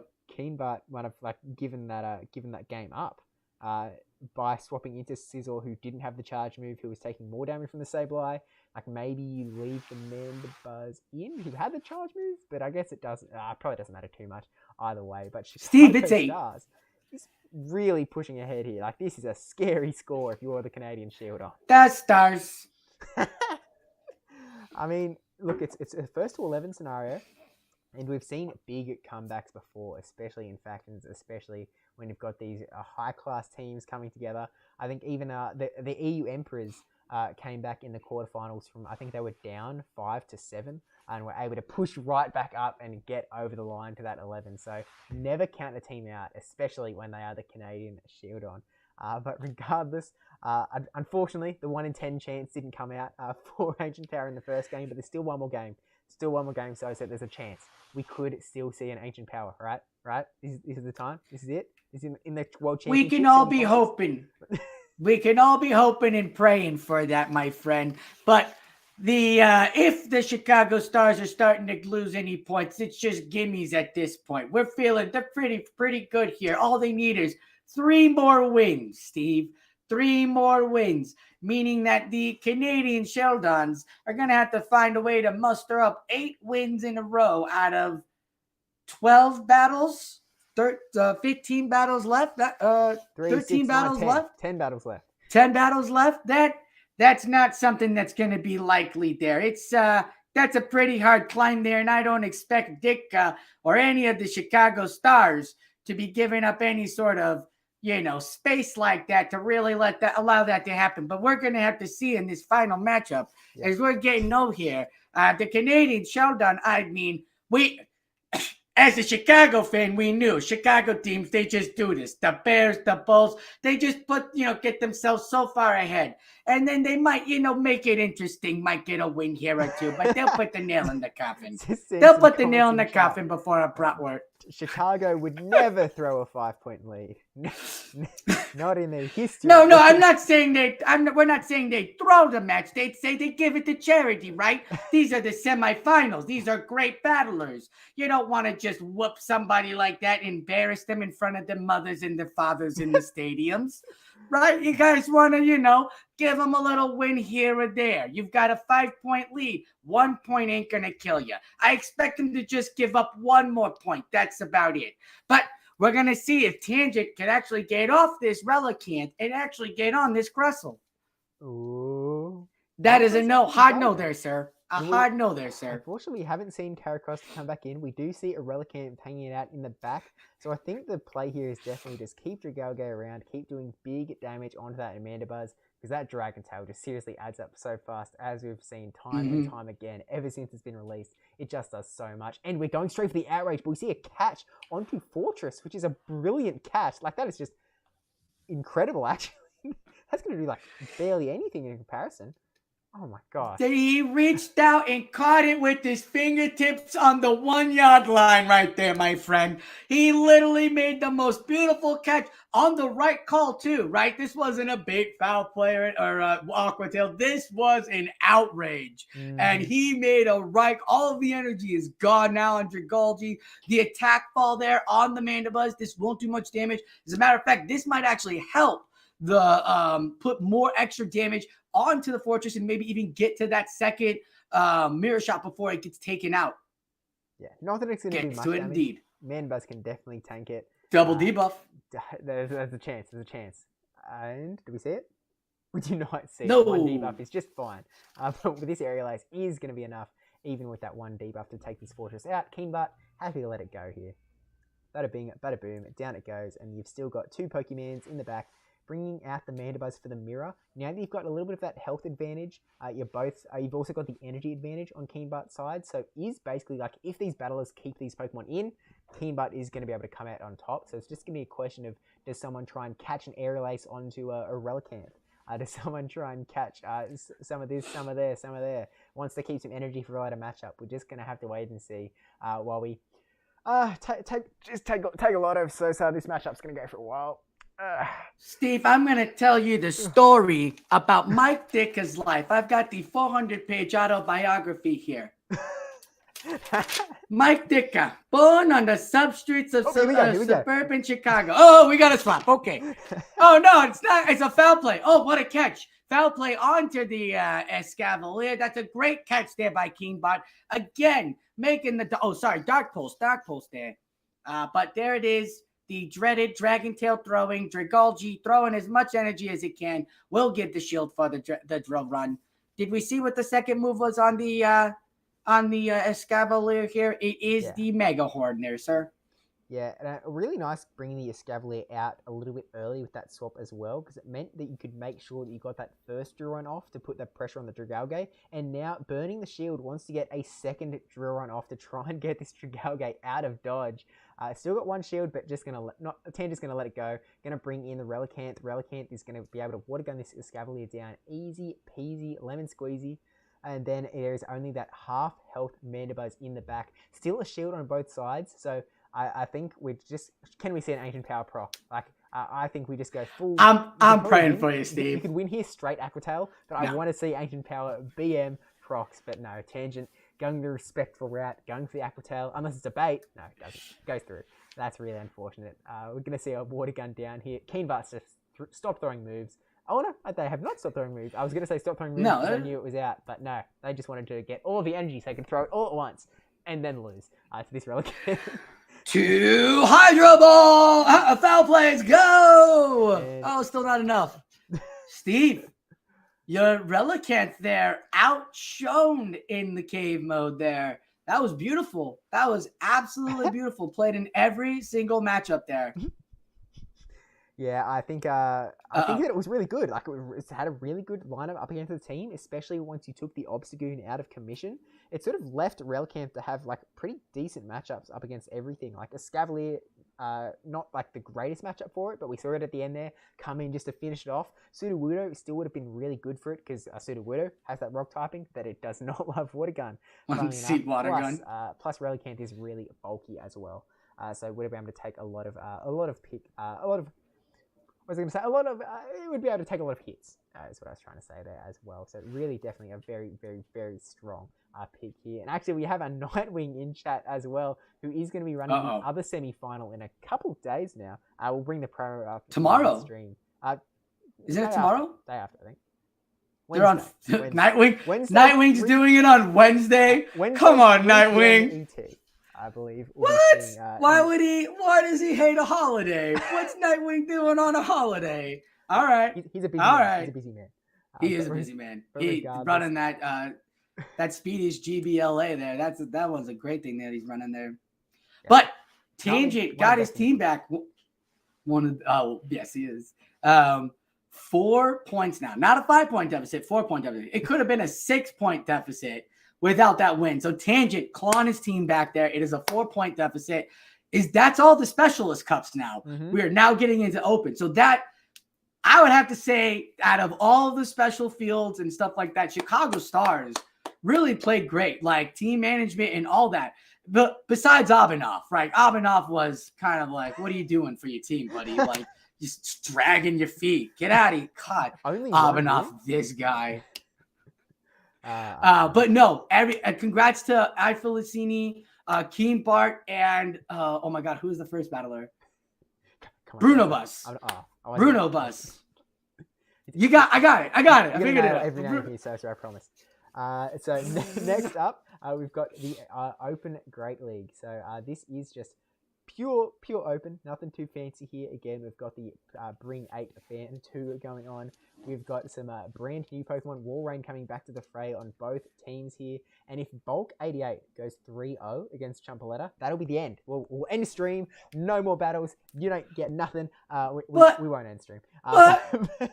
Steve, battles. We still battles. Don't worry, we'll play all the battles. I was lying, Sosa. I was doing a prank. It's just okay.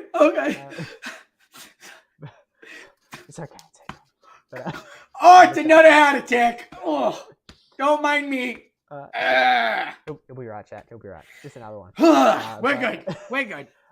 Bulk 88 running the Walrein, Galarian Sunfisk, Deoxys Defense, Shadow Nidoqueen, Altaria, Mew, Politoed, Shadow Swampert, and then Trumpletter running a very different team in the Trevenant, Registeel, Medicham, Lickitung, Walrein, Nidoqueen, Non-Shadow, Azumarill, and Talonflame. Now again, I feel I need to point out that Shadow Nidoqueen, really strong Pokemon in the Liverpool Regional, so I think definitely one of the hottest picks in the Grey League right now, so something to keep an eye on, and I would not be surprised if we see it banned here. So what do you think? Banning Walreins. Forget them. Forget both Walreins. They're out. Walrein is out. That way Trevenant can work on Chumpaletta, and that way Nidoqueen can come out for Bukk. But I see both the Nidoqueens going out on both of the opponents too.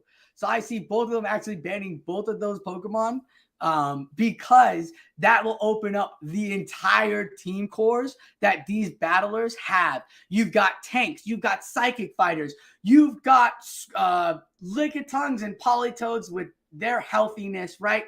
You've got Altarias and you've got Talonflames as their flyers. You've got Swamperts in there, and then you've got Azumarill. And boy, oh boy, buddy, that Mew looks really good. That Mew, I liking that Mew.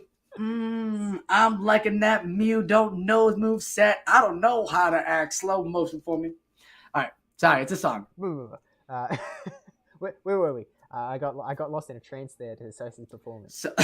But regardless, this is really great. It seems like all of the Chicago Stars really like Pokemon here that have new, definitely more than one kind of moveset to cover what it is that each Pokemon, their team is missing. You notice how this is? Like, you've got Mews, you've got it could be Blizzard or Earthquake on Politoed. It could be Sludge Wave or Earthquake on Swampert. It could be Thundershock or Thunderbolt or Rock Slide on Deoxys. Like, yeah, they're really doing that lineup, right? They've got the Fury Cutter or Energy Ball on Galvantulas. They're doing what was the other one that we saw? I mean, we saw Bite on Zwilus, except we didn't see Bite on a Chat Zwilus, right? Yeah. Chat saw it. Yeah, but it seems like the Chicago Stars have a really good kind of, all the Pokemon they like to use have like different, many different coverage on it. Where I mean, yeah, we had Bite on Zwilus on some of them, but some of the people on Canadian Shieldon team, they had a very meta team. Like, this is what this meta Pokemon does. This is how it, it works and stuff like that. Besides that, Confusion on Cresselia and Bite on Zwilus, like, most of the Pokemon have been meta. But I am so excited to see what Bukk's rocking on that Mew. But let's see those bans. Steve, what are you thinking of bans? If Mew gets banned, we obviously won't see any movesets here. I'm sort of like taking a quick look here, and I'm feeling like Talonflame is usually an insta-ban in my mind, because Talonflame is a really powerful Pokemon. But looking at Bulk's team, it actually doesn't look that threatening. There's so much water going on. There's so much rock and ice and fire going on. I just don't think Talonflame's going to get banned, whereas I usually would. I think Azumarill's in a pretty similar spot where there's a lot to sort of counter it. Maybe you just ban the Lickitung, just because it's going to be really good against the Mew. It's going to be really good up against the Waters, the Walrein, the Politoed, the Swampert, all with a Power Whip. You've got Power Whips to throw at the Galarian Sunfisk as well. Lick super effective against Deoxys. Lickitung seems like a pretty decent pick to ban, I think. But we'll take a look and see what they do end up picking out. And we've seen the Galarian Sunfisk and Deoxys banned from Bulk, and we do see the Lickitung banned alongside Trevenant from Champoletta. Great call, Steve. Great call on that Lickitung ban. I would have thought for sure both of the Walreins were going to be out. The Nidoqueens are in check.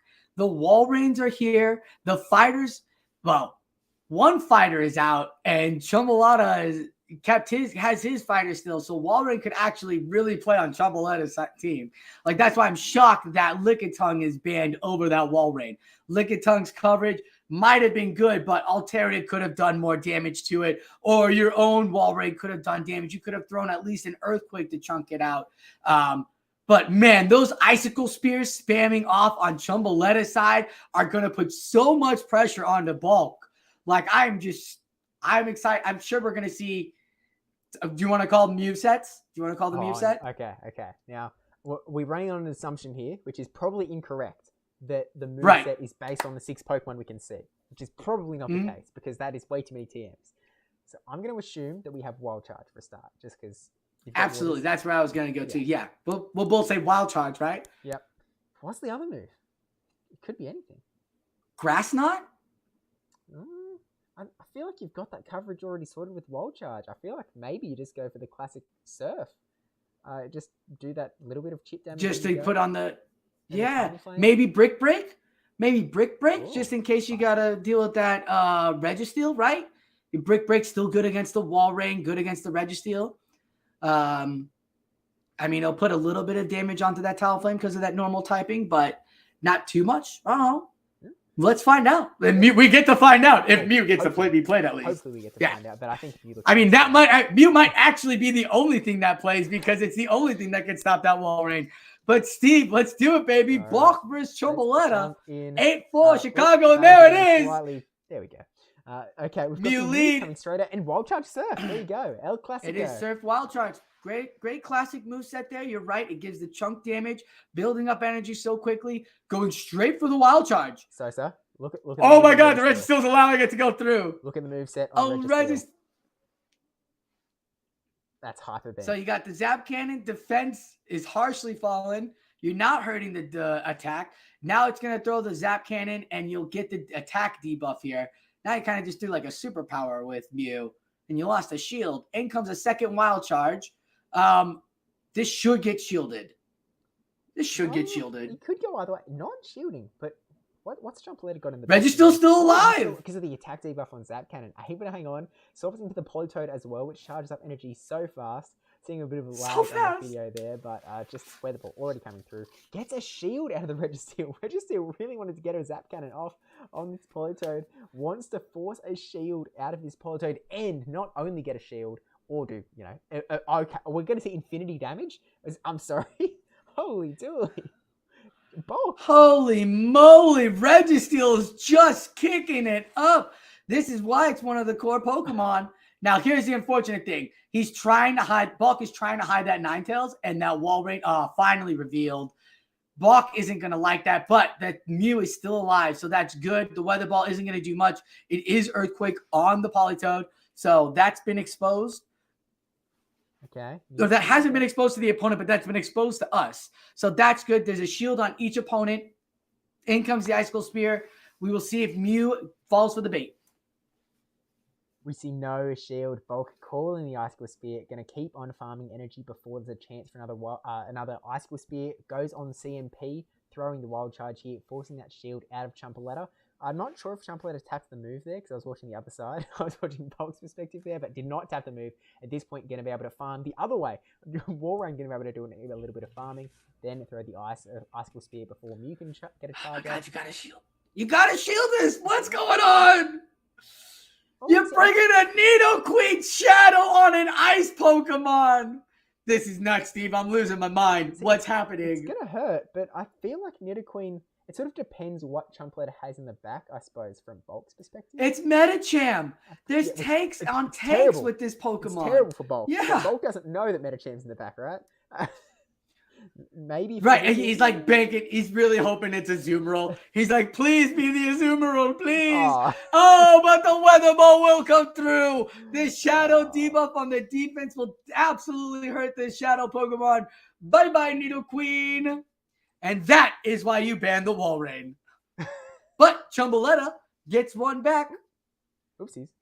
Gets one back for his team. I thought I hid something, but I didn't hide something. But it does mean that Canadian Shieldon pushing up the score to 8-5. So they're pushing back for it. They were down 5. Now they're only down 3. So they're coming back for it. And I'm really hoping so that we get to see a Hyper Beam get thrown off from that Reggie at some point. Because that is such an awesome moveset. Did you say Hyper Beam? Hyper Beam. It had Hyper Beam. Okay. Absolutely incredible. I see you, Reggie. I'm loving the moves Reggie. from both of these teams. It's making and you have to remember, this is the Factions World Championship semi-finals. Like, this is getting to the peak of the peak, and these guys are still bringing out these spicy movesets to try and surprise their opponents, trying to get any advantage they can. But we will see if we do end up getting a Hyper Beam. Reggie will jump into it and take a look here. Bada bing, bada boom, click, click. Slightly mistimed it, but that's okay.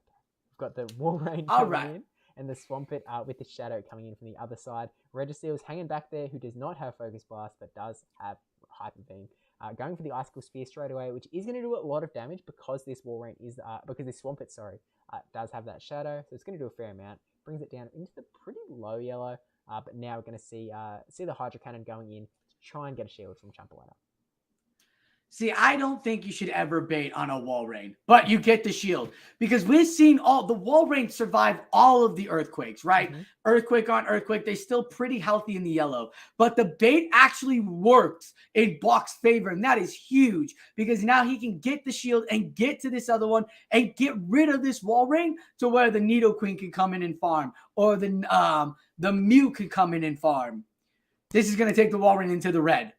Or it's going to get shielded. That's so big. That's so big because here's why. That Pokemon is so oppressive on that Nidoqueen. And it has so much great pressure, like that Politoed with those Weather Balls. These Icicle Spears are coming so fast. Ooh. Mew comes in, swap into the Reggie. Okay, this is great. Now you're going to get it. You're going to get it. You see it tapping. You see him tapping it. He's tapping right by it. I see it, Steve. I see it. We're going to get it. There is a shield on the Nido. There is a shield still on the Nidoqueen.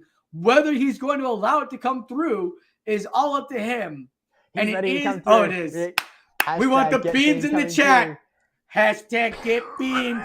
Oh, holy frijoles. That's like a Michael Jordan slam dunk right there. That Nidoqueen does not want to see that. The Earth Power will come through, but it has the deep red.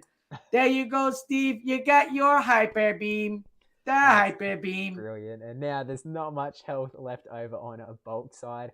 Walrein going to take the rest of the Nidoqueen out. Mew comes back out, but there's a lot of energy and a lot of health on Chumpaletta's side. So there is still this one shield. Not going to burn it here, though, and Mew is going to get pretty low as time goes on. Another Icicle Spear. Do we get a shield this time? Maybe not. And yeah, again, even if this Walrein gets taken out, Medicham is sort of in the back to sort of out as well. There's a kind of chance that have to Silph is give just- this shield.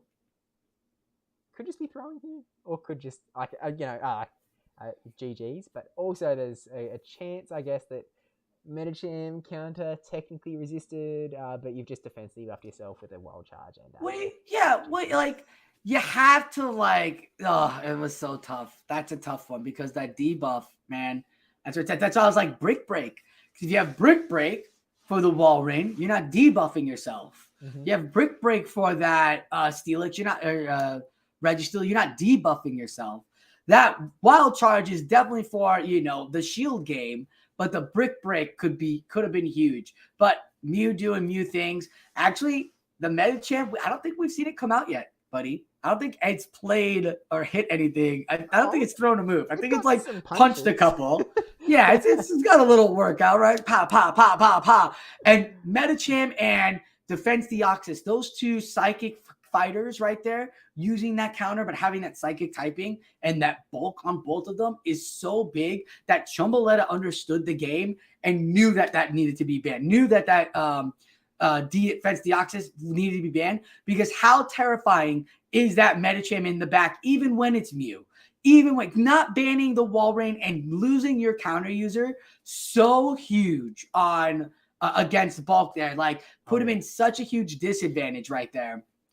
Chumbawamba, you've made me relook at the ban Sosa, and I'm now realizing that the ban of G-Fisk and Defense Deoxys has really opened the floor for that Hyper Beam Reggie to come on out. So right, huge shout out to the bans on Chumbawamba's side. Yo, that's the beauty of this, and that's what we gotta love about these competitions, right? You know it's open GBL, you know there's gonna be bans, but you don't know the movesets yet. So like this show 6 is great, and a lot of people, like to everybody watching us right now, watching this, these are the notes you should be taking. These are the notes you should be realizing, because when you go and look back on all the other stuff that's like super meta, right? Like, oh, what's the moveset on Registeel? Oh, it's Focus Blast. Oh, I can survive a Focus Blast, but a Hyper Beam, right? Like you take out those two Pokemon and Hyper Beam now looks deadly as you don't want to. What are you going to do with a Focus Blast against a Politoed and a Swampert? Those are going to survive. Hyper Beam though, yeah. Like that's the beauty of these show 6 teams, is that you can play, and that's the beauty of some of these Pokemon, is that they have so many ranges of movesets that give you some great coverage that people, Steve, like you just noticed now. The match is already done. Chumbawamba won the round. There's still a third game to play, and Chumbawamba brought his team back to a two game deficit. Yeah, that's the whole point. Yeah, they were down 5 with 13 matches left, and now they're down 2 with 9 matches or 10 matches still. Like, great play by realizing what it is. And again, I'm just so disappointed that both the wall rings were banned. Yeah, I mean, look, weren't banned. We got one going real hard. But regardless, we'll jump over into the next, Battle 3. Of the Great League versus Great League. Chumbawamba up 2-0 now. So we'll see whether he can keep the hype going, keep that big hype behind Hyper Beam Registeel going. Has been a real. It's coming again. It's got to come down again, right? Lead with it. Are you calling the lead? Call the lead, Steve. What are you thinking? Okay, calling the lead. We are going to see. You know what? It's going to be double wall rain. Saying it. Double wall rain. Double wall rain. Let's jump into. Why wouldn't it? Nope. That is 0. Now we're going to see the moveset on the Medicham. Is it Ice Punch? Yes, it is. It's Power Up Punch, Ice Punch. Oh, that's dirty. That's really dirty. That Medicham Power Up Punch, Ice Punch, that's going to be really good. That could play on bait games and shields, especially with the wall rain in the back. He's like, I don't care about defense. He's going to swap it in, bring out the wall rain. Wall rain's going to build the energy and going to throw. Okay, Poison Thing's going to come through. We got a lot of lag going on here on Chumbawamba's side. We get it. You're 2-0 right now. Doesn't mean you can't focus on the game. Poison Fang comes through. Defense comes in. And now we're seeing the Mud Boy or the Water Boy. Going to take the Ice Cold Spear or the Earthquake. Going to allow it to go through. You've got 2 shields, Bukk. You've got 2 shields, Bukk. But now there's time for revenge. It's right. Okay, you hit me with an earthquake. I hit you with an earthquake. Bada bing, bada boom. No, don't shield it. Don't jump ladder. Don't no shield. Just let it go. Fair's fair. Love and war. So gotta let that go. Warring goes down. In comes the MetaCham. Yeah, you're right. I thought it was dynamic punch. Oh my this parrot punch, ice punch. So gonna go for the weather ball here. Just weather ball, just to try and bring this down a little bit more. Guess the shield last second from the MetaCham. Steve, is the gameplay to throw the power-up punch now and make them think that it's going to be power-up psychic, right? Throw 2 power-up punch and then just hit them with the ice punch right when the needle comes out? We're a little dissing. It looks like Bukk is a little ahead of us here. I'm like, what's happening? Oh, Mew will come out. Okay, never mind. Mew's going to come out. Sweet. That's going to change the whole game. That'll change the whole matchup. But ice punch will come through and be revealed. Yeah, Champlet are going to keep that power-up punch hidden though, so going to keep one move hidden back. Swaps into the Register now, and this is a little bit rough for Champlet just because they are at the shield deficit now. The Wild Charge is going to do a fair bit of damage from this Mew, and Nidoqueen is in the back. Now, while this is like okay in the sense that like you've got Earth Power to throw at it, Nidoqueen's getting pretty low here. Are we going for it? Okay, we've gone for the Zap Cannon just to get that attack debuff. Look, not as many style points as Hyper Beam, but it is the better move to go for in this case. Does get the shield. There are 2 shields there. You gotta at least get the shield pressure down, Steve. He's tapping it now. You can see he's tapping it now. Chumbawamba is tapping it and not gonna get the Earth Power come through. Will he shield though? Earth Power will KO. He's going to shield. He's gonna try to force that second shield because I mean, MetaCham has all of that energy, Steve. All of that energy. Oh, shielded. There's the shield. The Hyper Beam not coming through. Reading the room really well. Knows that he's got to get to another Earth Power here. Freezes on me here. There we go. Earth Power coming. But makes the catch.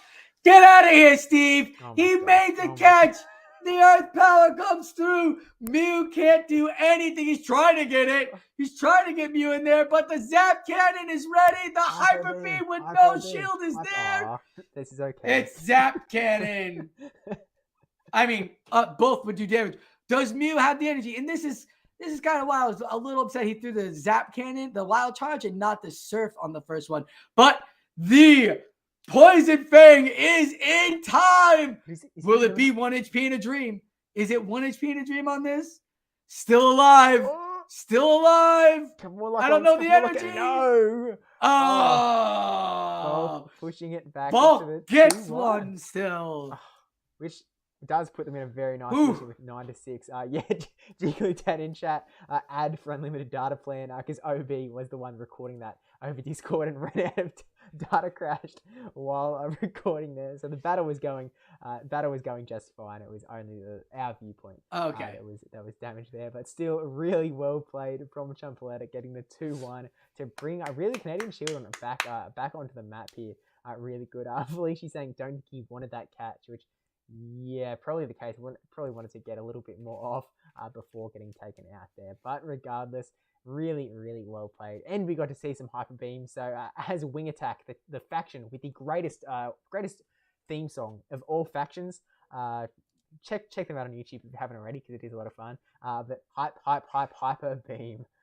Absolutely. But it does mean that Chicago Stars are now only 2 wins, uno dos, away from the win here, from getting themselves a spot in the grand finals of the World Championship. So we'll jump into the next set of battles, which is going to be into the Ultra League.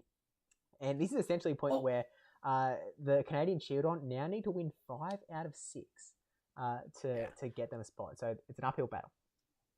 I wanted to make 5 out of 6, 5 out of 12. 5 out of 6. Ultra League 5 out of 6. Battles? Yeah. 5 out of 6. Yeah.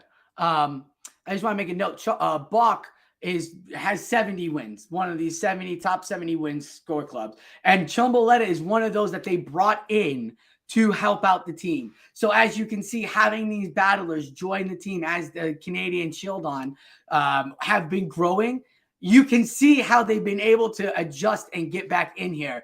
And as much as the 70 wins are huge on Bukk, right? Having Chumbawamba be in there and be able to put up the same amount of pressure and get 2 wins back for his team is a huge accomplishment and should not be taken lightly. And if I'm Chicago Stars, as much as I feel good about just my players only needing 1 win, I'm kind of biting my nails here because it's getting closer. It is getting closer, Steve. Mm-hmm. Absolutely. Let's get into it. Boop. Send us over to the Ultra League where we're going to be seeing Beach 7. Beach!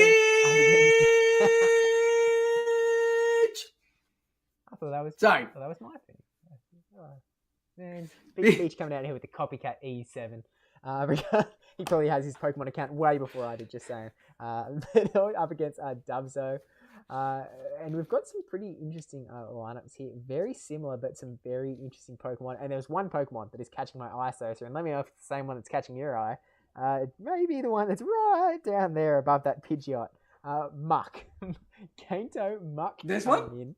That one? Yeah. Just the same. I'm really looking forward to seeing how that one's going to go. Because it is a very fun Pokemon. You've got the access to Poison Jab, you've got Thunder Punch, you've got Dark Pulse. So you can kind of throw big hits against a lot of the Ultra League meta. But Sosa, how are you sort of feeling on the bans here? Yo, if I'm Beach, I'm banning that Mukk. Mukk looks terrifying against my team. Are you kidding me? With against everything. The only thing I'm not worried about against Mukk is that Galarian Stunfisk. That's it.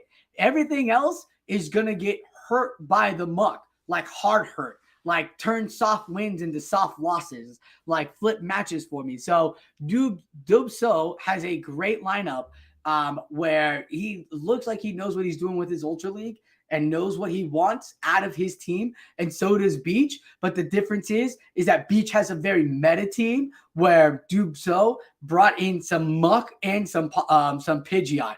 And if we recall the last time that Pidgeot came in, those gusts were so huge and helpful that it definitely turned the matchup around. So if I am Dubso and I'm banning against Beach, right, looking at my lineup, I'm banning Trevenant and I'm banning Galarian Stunfisk. I'm at least banning Galarian Stunfisk. Maybe I'm banning the Lapras too. But those are the 2 Pokemon I'm worried about because then my Mukk can have fair game to play around. Yeah, I think that, like, on the one hand, Lapras is really strong. But on the other hand, it's like you want to be able to use your Mukk with Thunder Punch. But if Mukk is going to get banned from Beach, which Dubso might think, then I think that a Lapras ban definitely makes a lot of sense. Maybe, because actually, I should have mentioned in Ultra League, they are restricted to 4 out of 4 restricted picks and 4 non-restricted picks. Basically, this means that you do have to bring in some sort of quote-unquote lower tier Pokemon into your Ultra League team. But Venusaur and Politoed aren't really lower tiered. No. We're like Mukk and Pidgeot. You're like, okay, let's get that going. Yeah, they definitely brought the action here. I actually have very fond memories of Mukk because I brought it to my Season 1 regionals in Silph, and it did what it had to do, to say the least. It was a lot of fun. No one had any clue about what moves it had. I remember hitting some lovely Thunder Punches on Skarmories. It was a good time. But regardless, do you let's remember bring those bans in and take a look at what we've got here. Ooh, we are banning the Lapras, and we are also banning the... is that a Politoed under that X? The X is too That was big. the Politoed, yes. From Beach's side, and we have lost Talonflame and Pidgeot off of Dubzo. Banning both Flyers, potentially trying to make Machamp's time a little bit better. Maybe similar to you, SosaFlo was sort of thinking that the Galarian Stunfisk might be banned. I just realized I've hid my name somehow. I don't know how I did that actually, but it is. It actually is. It really does. You make a great point. That Machamp now looks 10 times better. You're definitely getting the draw of the Nidoqueen to protect the Machamp, but Machamp's got moves against the Lapras, against the Mew, if it's throwing payback, right? Mm-hmm. If this is a payback Machamp, you've got the health and the energy. The counters do damage against the Scrafty and the Galarian Stunfisk. So Machamp has some great opportunity here to shine in this because of those 2 bans. But you are forcing Mew and Nidoqueen out, which then Cresselia, if it's rocking that confusion, could be playing real well there. Yeah, no, I think you could be right. But before we jump into the battles, I have to remind you. Yes, I'm talking to you. Hello. Hit that heckin' like button because YouTube live stream algorithm reasons. Okay, anyway, I'm out of time. Hit that like button for reasons. Help Yeah. us out. We're all talking about building the community. This is it. By doing so, we got to hit those likes. Got to give that love. Please, I've been staying up for night on end editing these videos together. I just need likes. Please. I just want the blue. I'm kidding, but I'm not kidding. But I'm kidding. We'll jump into the first battle here in the Ultra League. Beach first dub. So again, Beach only needs to get 2 wins to finish this entire thing off and take the Chicago Stars into the grand final. So let's jump into it right away. SosaFlo, take it away. So it's Scrafty into Venusaur, and I like this. Venusaur is a wonderful, wonderful Pokemon. It's still underrated in my opinion, and it's a Dragon Claw and Flame Charge moveset. Happy to see that because the fire and the flying is out, so Mew is definitely rocking a Flame Charge. I like that. Frenzy Plant, though, is what the Venusaur is all about, Steve. You know it. You've been haunted by it for 3 seasons now, almost 4. But yes, that Frenzy Plant. Now, will he shield? Absolutely. Great call on the shield. Finally exploding that fire flame charge. Great call to throw it first, too, because they don't know what you're using yet. So, absolutely to shield on a moveset that requires you to be anti-grass, anti-fighter. Mm-hmm. So, another Frenzy Plant gets shielded. We're down to Dragon Claws. Now, I'd say bait here, but guess not. Guess we're going to go for that second flame charge, Steve. Shield. Yeah. No chance of shield. Does. Yo, Beach is a world finalist. Don't forget that, my friend. Very important. Chicago Stars are all OP, but it does mean that this Dragon Claw is going to do even more damage because that second Flame Charge boost has come through. Alongside these Shadow Claws doing even more damage, that Venusaur is going to get really low before being forced to throw this Frenzy Plant to make sure that he gets the KO. And then it's good. I think you don't shield. You just let me go. Yeah, you got to let me go. You can bring back in the Scrafty. Ooh, look at that, Steve. Glaring Stunfisk does not want to see that muck. I would say go G-Fisk. Yeah, just get that extra farm. Ooh. Come on, before Frenzy Plant. Oh, Beach almost getting to that Frenzy Plant, right? Bringing out his shining Machamp, not rocking the payback. So that's good. Muck's in. But Muck is rocking Dark Pulse and Sludge Bomb, my friend. Yeah. So this is going to actually be more effective damage too. Ooh, that's Acid Spray. That is Acid Spray, Sosa. Acid Spray, sorry. Acid Spray. That Dark Pulse is still going to do some extra pressure. I would say throw for the Acid Spray, then go with the Dark Pulse. But you never know what the Earthquake is coming with because, oh my goodness, Steve. Yeah. Here comes Earthquake and a half. I like the play of just not bothering to go for the Acid Spray on this one because you let Muck go. You go, okay, Scrafty is all we're relying on here. Gonna have to try and farm Galarian Stunfisk all the way down. Just keep throwing these power punches. Okay. And then try and get some damage off onto that Machamp that's just waiting in the back. But have a tripled up foul play ready to wipe out the Machamp. Gotta shield this. Has to shield. Steve, they only need 2 wins. Chicago only needs 2 wins here. And that Scrafty's going to eat an Earthquake there, pal. You got to throw your power-up punches. You got to boost up this foul play. Look, I think that Dubso didn't have a win con there. I think that if, even if they threw a little bit more energy, they threw a little bit earlier, they would have just had less energy to go into Machamp, and then Machamp would have been able to come in for the KO. But also, Lick Muck coming in, not Poison Jab.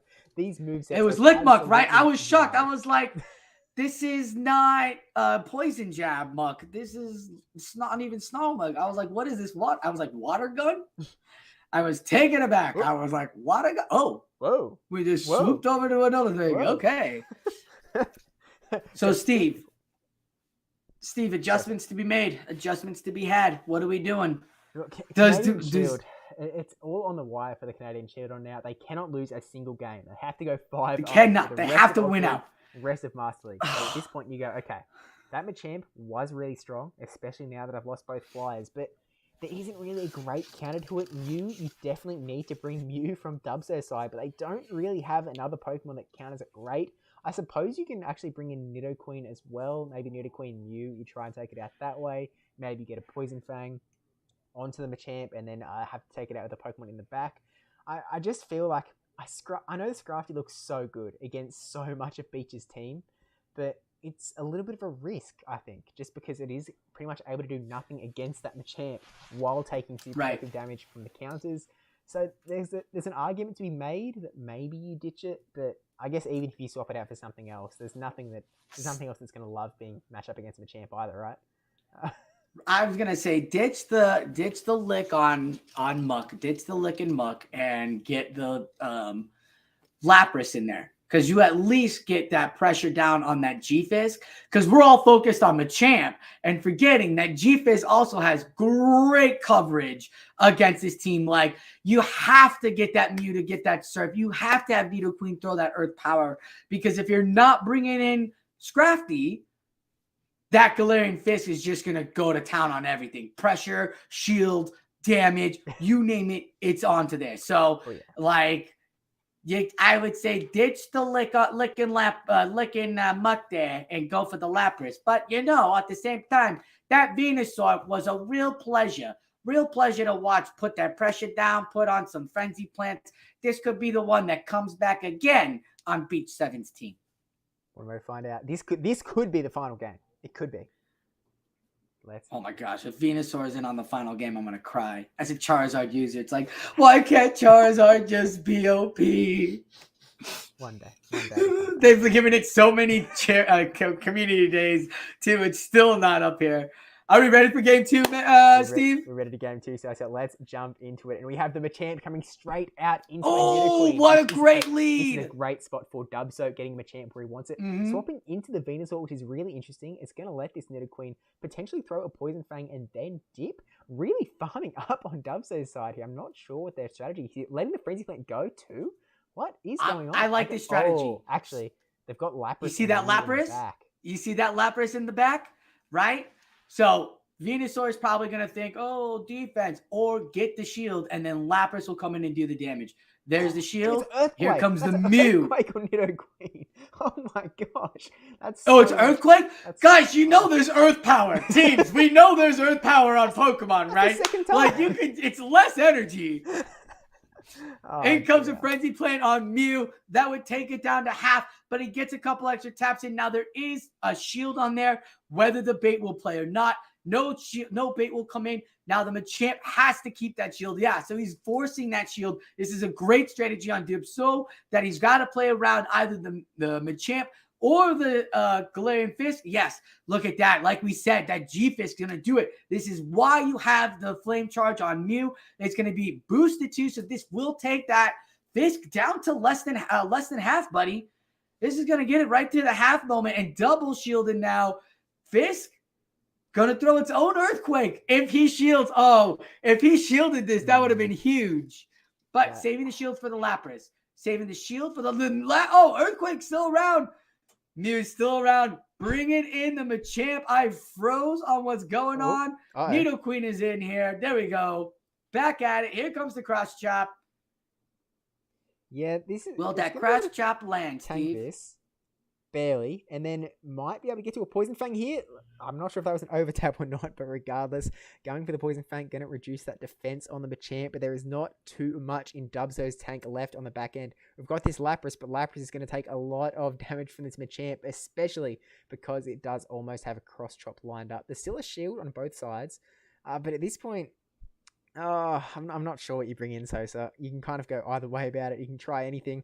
Brings in the Lapras, going to try and take this thing down. Shields up. You have to shield up. Maybe use Mew as a catch on the next cross chop. I think that Machamp is going to get another cross chop.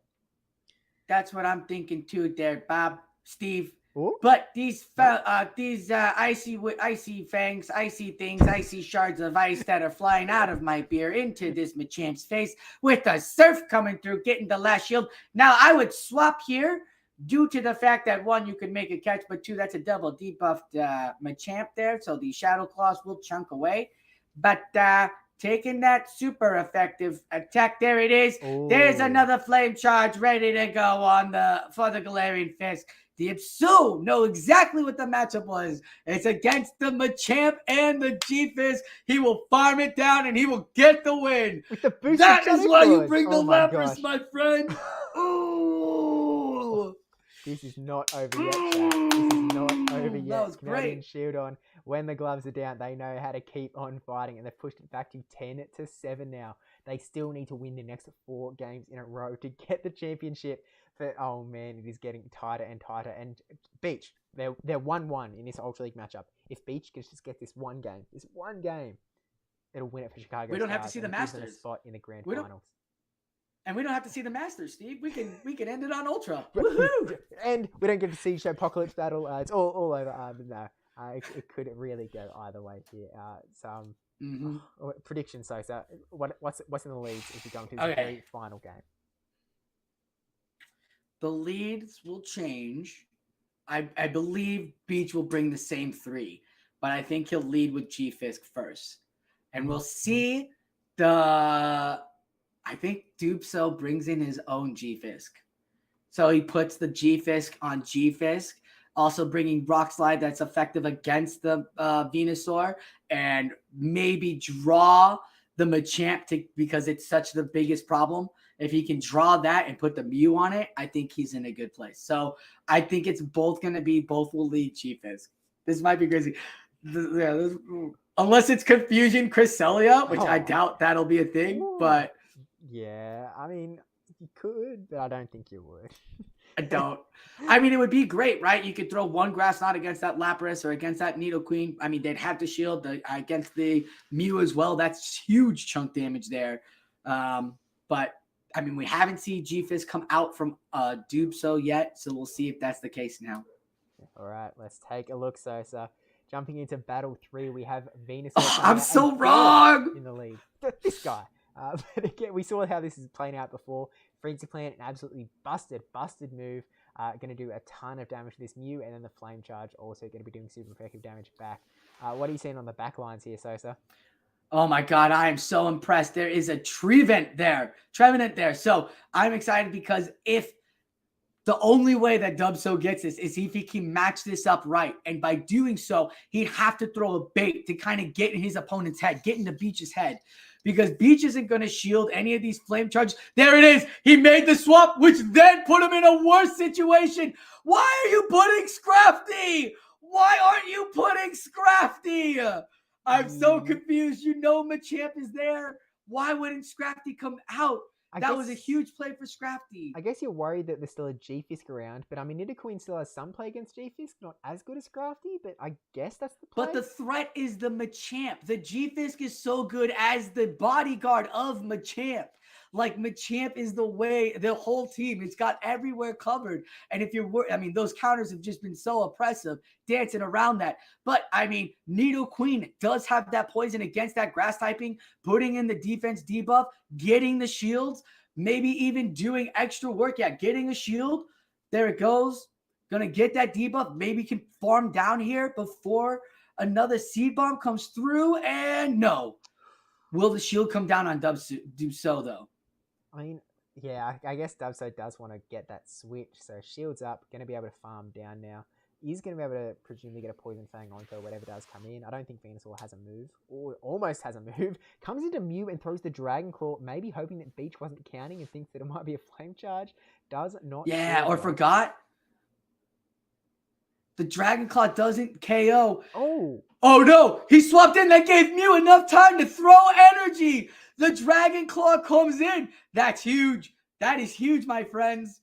Because now the cross chop won't do too much damage. But now you can put in the foul player. Put in the foul player. Put in the foul player.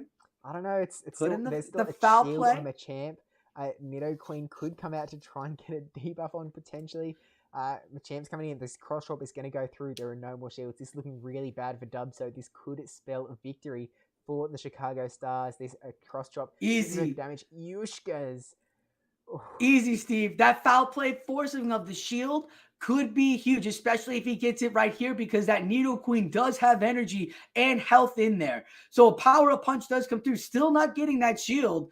Energy there. There it is, but oh no! Oh no. What a catch!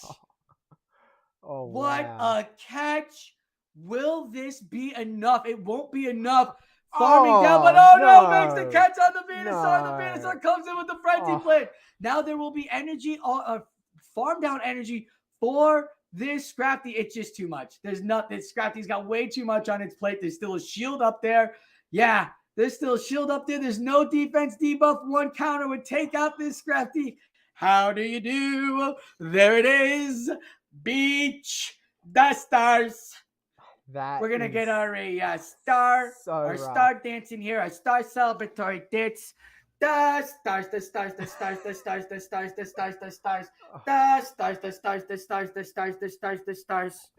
All right, the stars with number 11. And I was like, if Nidoqueen's charge move went off there, if the CMP did fire and it got the Poison Fang onto the Machamp, not Machamp, wait, it was Machamp, onto the Machamp, then he'd be left with the Venusaur versus a little bit Nidoqueen and Scrafty in the back. Could that have... Right. That actually might have... That would have done it. Back. That poison sting would have done a ton of chunk damage onto that Venusaur, and that Scrafty could have used a couple counters because it didn't have the moveset ready to go on the Venusaur right off the bat. So it'd have to throw on the 9 Nidoqueen, and then that Scrafty would be there to just farm down, like the 2 HP in a dream. So I'm still shocked that they didn't bring out that Scrafty against the Trevenant right there, because you could have just gone straight foul play and at least done half the damage there, then bring in the Nidoqueen with more health, not having to worry about taking all those seed bombs or anything like that. And also, if it was G-Fisk, you'd have a better shot with the Earth Power too. Again, like the shield was still on Beach, still had a shield. And if he was going to do that Scrafty could have done that, put that extra pressure down on the shield, put some extra thoughts in the head, because you don't want to match up a counter user onto Scrafty. That's just not what you want to do. And it was so unfortunate that you're probably right. Dubso probably thought G-Fisk would come out, but the whole time, this whole threat on the team was the Machamp, and Venusaur, sir, did its job. Okay, so Sosa, we can see if you can sort of make these statements like, if this didn't happen, like say that win went to Canadian Shieldon, we've still got another 3 battles to go, and if the Chicago Stars were able to get a single battle here, it sort of goes like, it wouldn't have mattered just as much. It's still tough. There's the uphill battle. Canadian Shieldon is on an uphill battle, has been on an uphill battle since after they whooped Albanoff. The rest of Chicago 2-1. But that was, that last one was, that was a hard beatdown. That last one was a gimme. That last one was, I'm gonna put in a Dark Dragon against I know Fury Cutter energy ball using Galvantula. Like that one was a tough one to call. Like that was all debating on whether or not that Galvantula would come back. That was kind of like a gimme. But after that, the Chicago Stars came back and they took charge with the 3-0 right off the bat, followed by another 2-1 to end the field specialist. Then it came down to their top guy, Ball. What's up? Did we? Yeah, we got sweep. Yes, we did. We did see a sweep. You're right. Mm-hmm. My bad. It was a sweep, and right after Abanoff, they swept. They're like, no, hold my beer, hold my chicken wings, my bratwurst. I gotta go get a 3-0 there. Came back, ate a bratwurst after the 3-0, and they've been really, the team building on the Chicago Stars, again, as we had talked about all time, their Pokemon had moves that were to cover what they needed throughout their entire team build. The bannings were so good. The only reason I feel like the uphill battle on Bukk was that he didn't ban the right Pokemon. I felt like, in my opinion, could have been either way, whatever. But that's the only reason why he still was only able to get 1 out of the 3. But the rest of the team, all great jobs coming together to build teams that even you and I were like, why has he got that? Oh, that's why there's that move. Oh, that's how the bench pressure and all of that stuff too. This great job, well done. Not taking away from Canadian Shield at all. Canadian Shieldon played an amazing, amazing squad of all sorts of teams. As we're going to get into the Master League, they've had amazing battlers throwing amazing lines. We literally saw, what was that Walrus line that we saw that was super fun? I forgot. God dang it. It was Atlantis. It was the first match in Atlantis. That lineup was just so good. But anyways, I digress. Like both teams, great. As we're getting into Masters, I know, Steve, it's 11-7. Thank you all for watching, but we're getting into Masters now. There we go. All right. Sorry for my rant. That's very important. And it really, I think I need to remind everyone now that we have sort of declared a winner, that it is like these teams have both been absolutely incredible, not only this bout, but through this entire season, through this entire cycle, just all over. They've been two of the nicest teams out there. They're like so much fun to just hang out with and interact with. I believe that Chicago Stars, the first Canadian Shieldon, was actually the very first official FSPN stream on the Silph channel as well. So this is sort of bringing us right back to the beginning. So it's really cool to see these guys compete. That's great. And, always fun to sort of sit in the Canadian Shieldon Discord and see it all happening live as well. And actually, that does remind me that Carl was correct. Carl predicted that the Chicago Stars would win this matchup with that coin flip, and Carl is never wrong. So Stars. Let's jump in to the Master League here. We'll bring that up. I guess those are the best. Those are the best. Sorry, guys. Is that? Well, as we can see here, Steve. What do you think the bands are going to be, Sosa? Oh, man, I really thought that Zacian was going to really be was actually going to not get banned. I didn't think Zacian was going to get banned because there's a couple of medals out there and an own charmer. So I thought maybe Zacian would make it through. Does not. That's great. But it also puts Fragwagon in a little bit of a situation now where he's got to deal with those mud boys. And if that's in high waterfall Gyarados or Dragon Breath Gyarados, it'll be interesting to see whether he'll bring in the Palkia or the Metagross. Yeah, I think actually, you know what I'm really excited about, Sosa? Which one, sir? That Pokemon right there in the quarterfinals when we were casting the Infinity Go White versus EU Emperors. We saw Florges appear. It was only like level 46. It wasn't XL'd all the way, but it got banned. We didn't get to see it in action. Now could be a chance to finally see it in action. See if it does pop up against a team that might be a little bit scary for it. There's definitely some counters running around, but I'm hoping that we get to see it. So. What are the movesets, Steve? What I do not know what this Pokemon is. What typing is it? What are the movesets? Is it Grass Fairy? Is it? Please hold. PvP Poke opening right up. The greatest resources. No. We can start the matchup. Let's start the matchup at least while we're doing that. All right, let's jump. Wait, I've lost the button. Here it is. Okay, we're jumping into it, and we've got Lugia in the lead up against the Palkia. Presumably Dragon Tail here. Actually, we see a swap out into Excadrill. We see the mirror swap out into Snorlax, who's actually running Outrage Body Slam. Really interesting moveset. Does mean that doesn't really have a great move to throw up against this Excadrill, but he's going to be able to threaten with the possibility that he's got a superpower. No real reason for voting the shield though.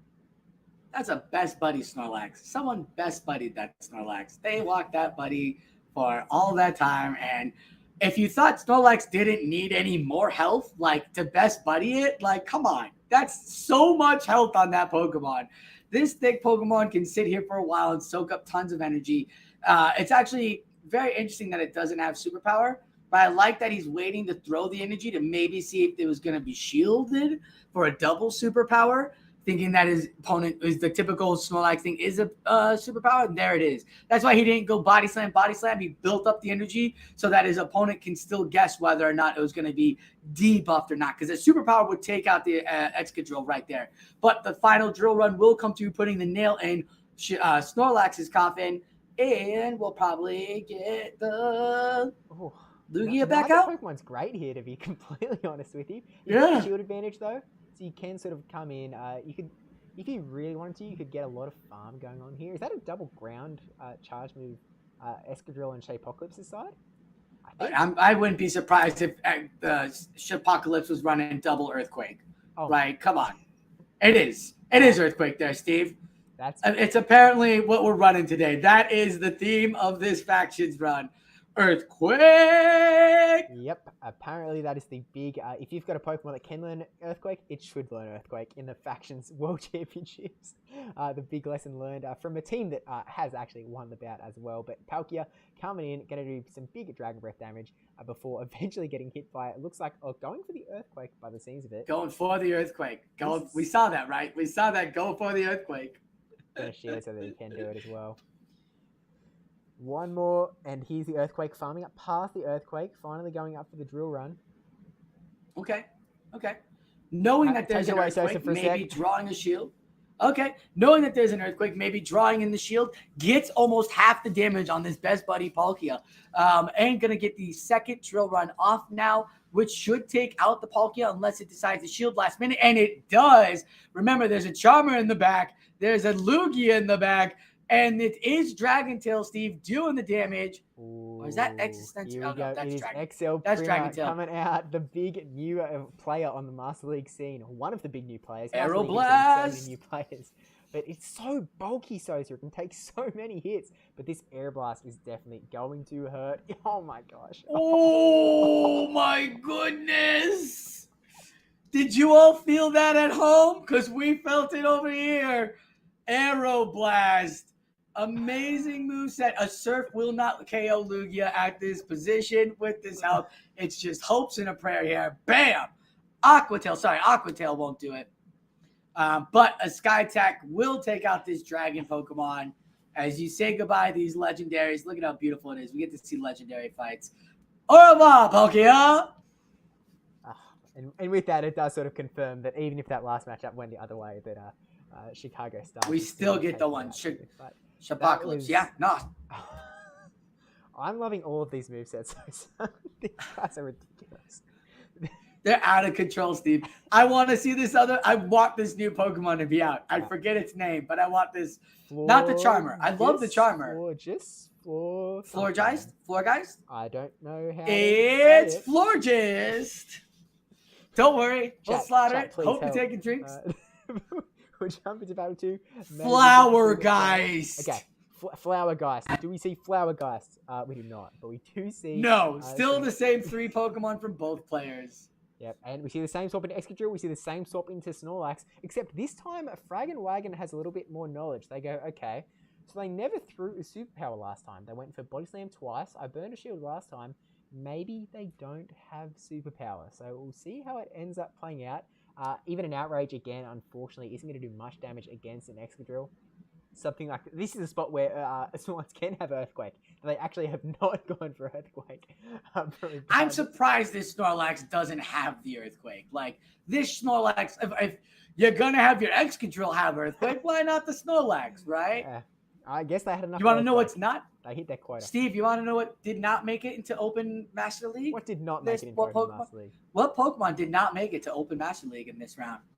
Well, what Pokemon has been running around in every Open League? No. Oh, Have we seen in every? There's no Walrein here, right? Yeah. That would have put a bunch of Dragon pressure down. Would have caused the ban for sure. But Drill Run comes in.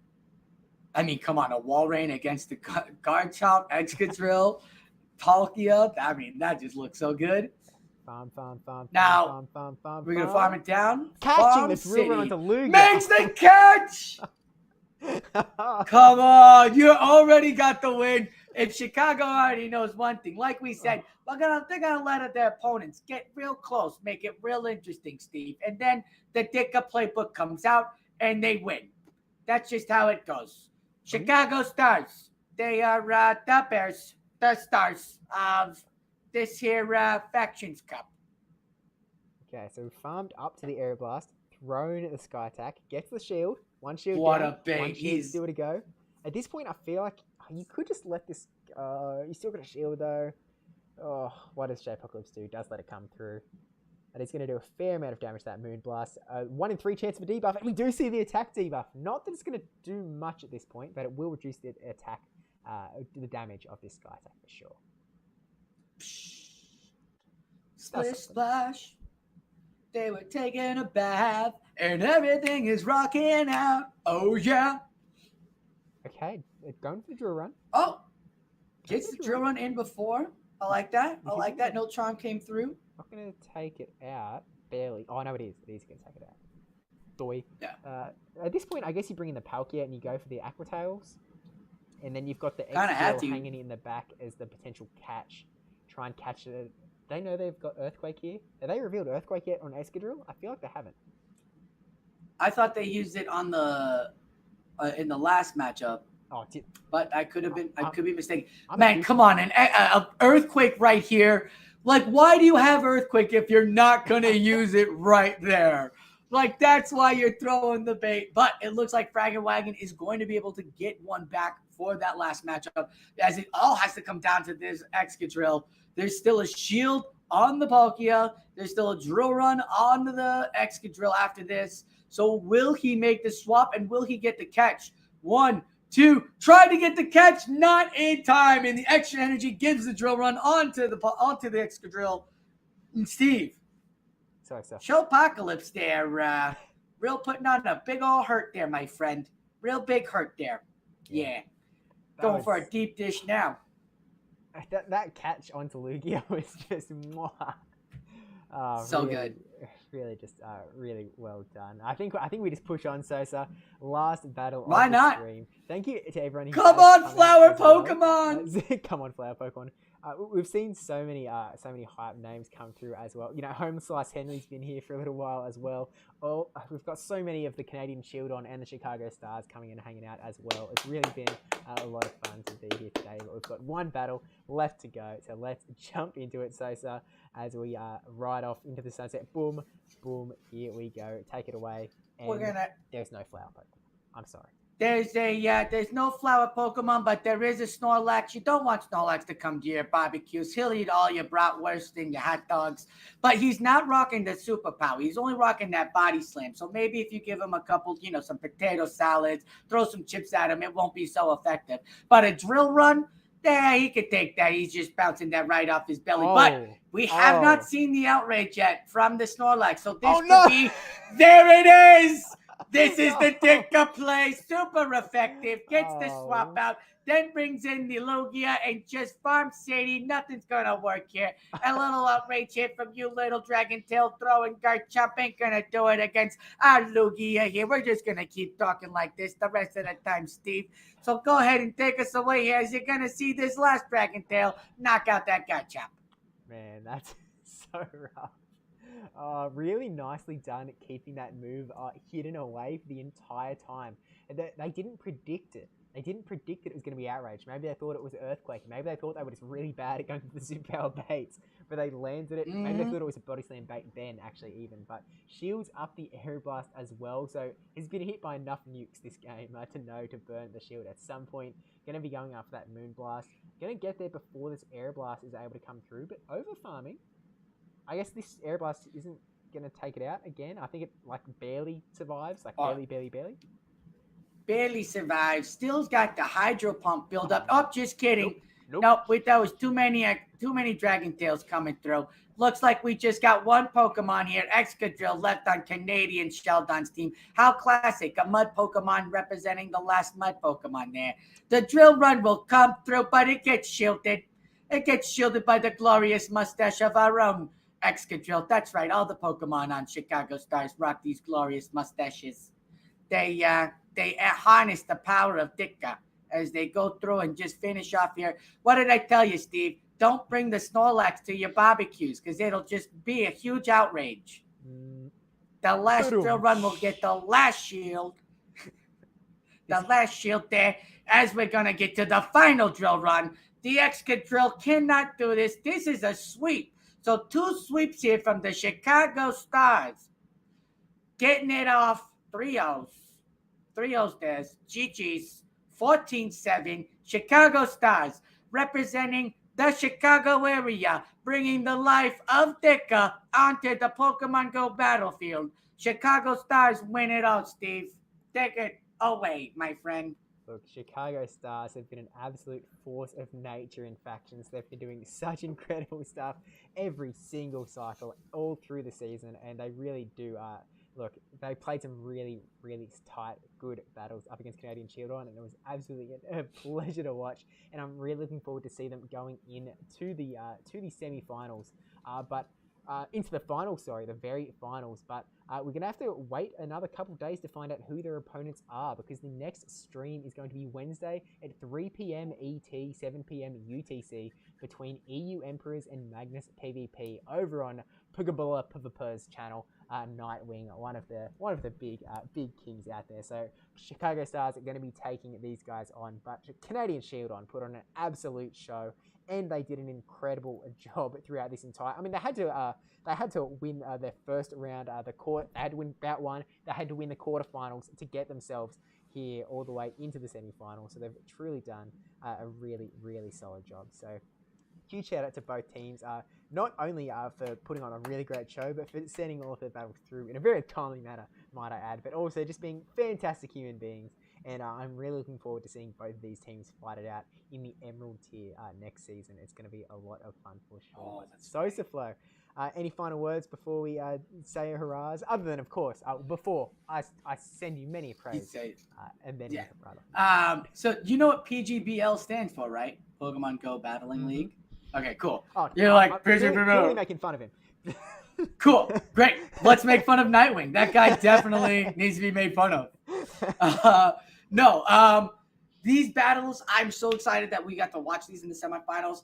Even though the score shows a real dominant side on Chicago Stars, they did have to fight to get here. It was all about team building when it came down to it, and movesets were really what really changed the matchup there in some of these matchups. Having the different moveset, being able to go for shields, whether or not the moveset worked for teams or not. Like, there was a lot of different play here. Canadian Shieldon came out with some great ideas and some combinations swinging, but with the Chicago Stars understanding their energy and stuff like that and what they can take, it wasn't even Abhinav and Bukk that won it for them. It was the rest of the entire team that had just been so dominant this entire time. So congrats to both of those teams for making it. Canadian Shieldons, what a wonderful matchup. A tough matchup indeed. Would have loved to see you in the finals just as much as I'd love to see the Chicago Stars in the finals. So thank you for your wonderful run. And, oh, man, the Emerald run? Steve, that's gonna be huge. That's gonna be crazy next season. I'm so excited for that.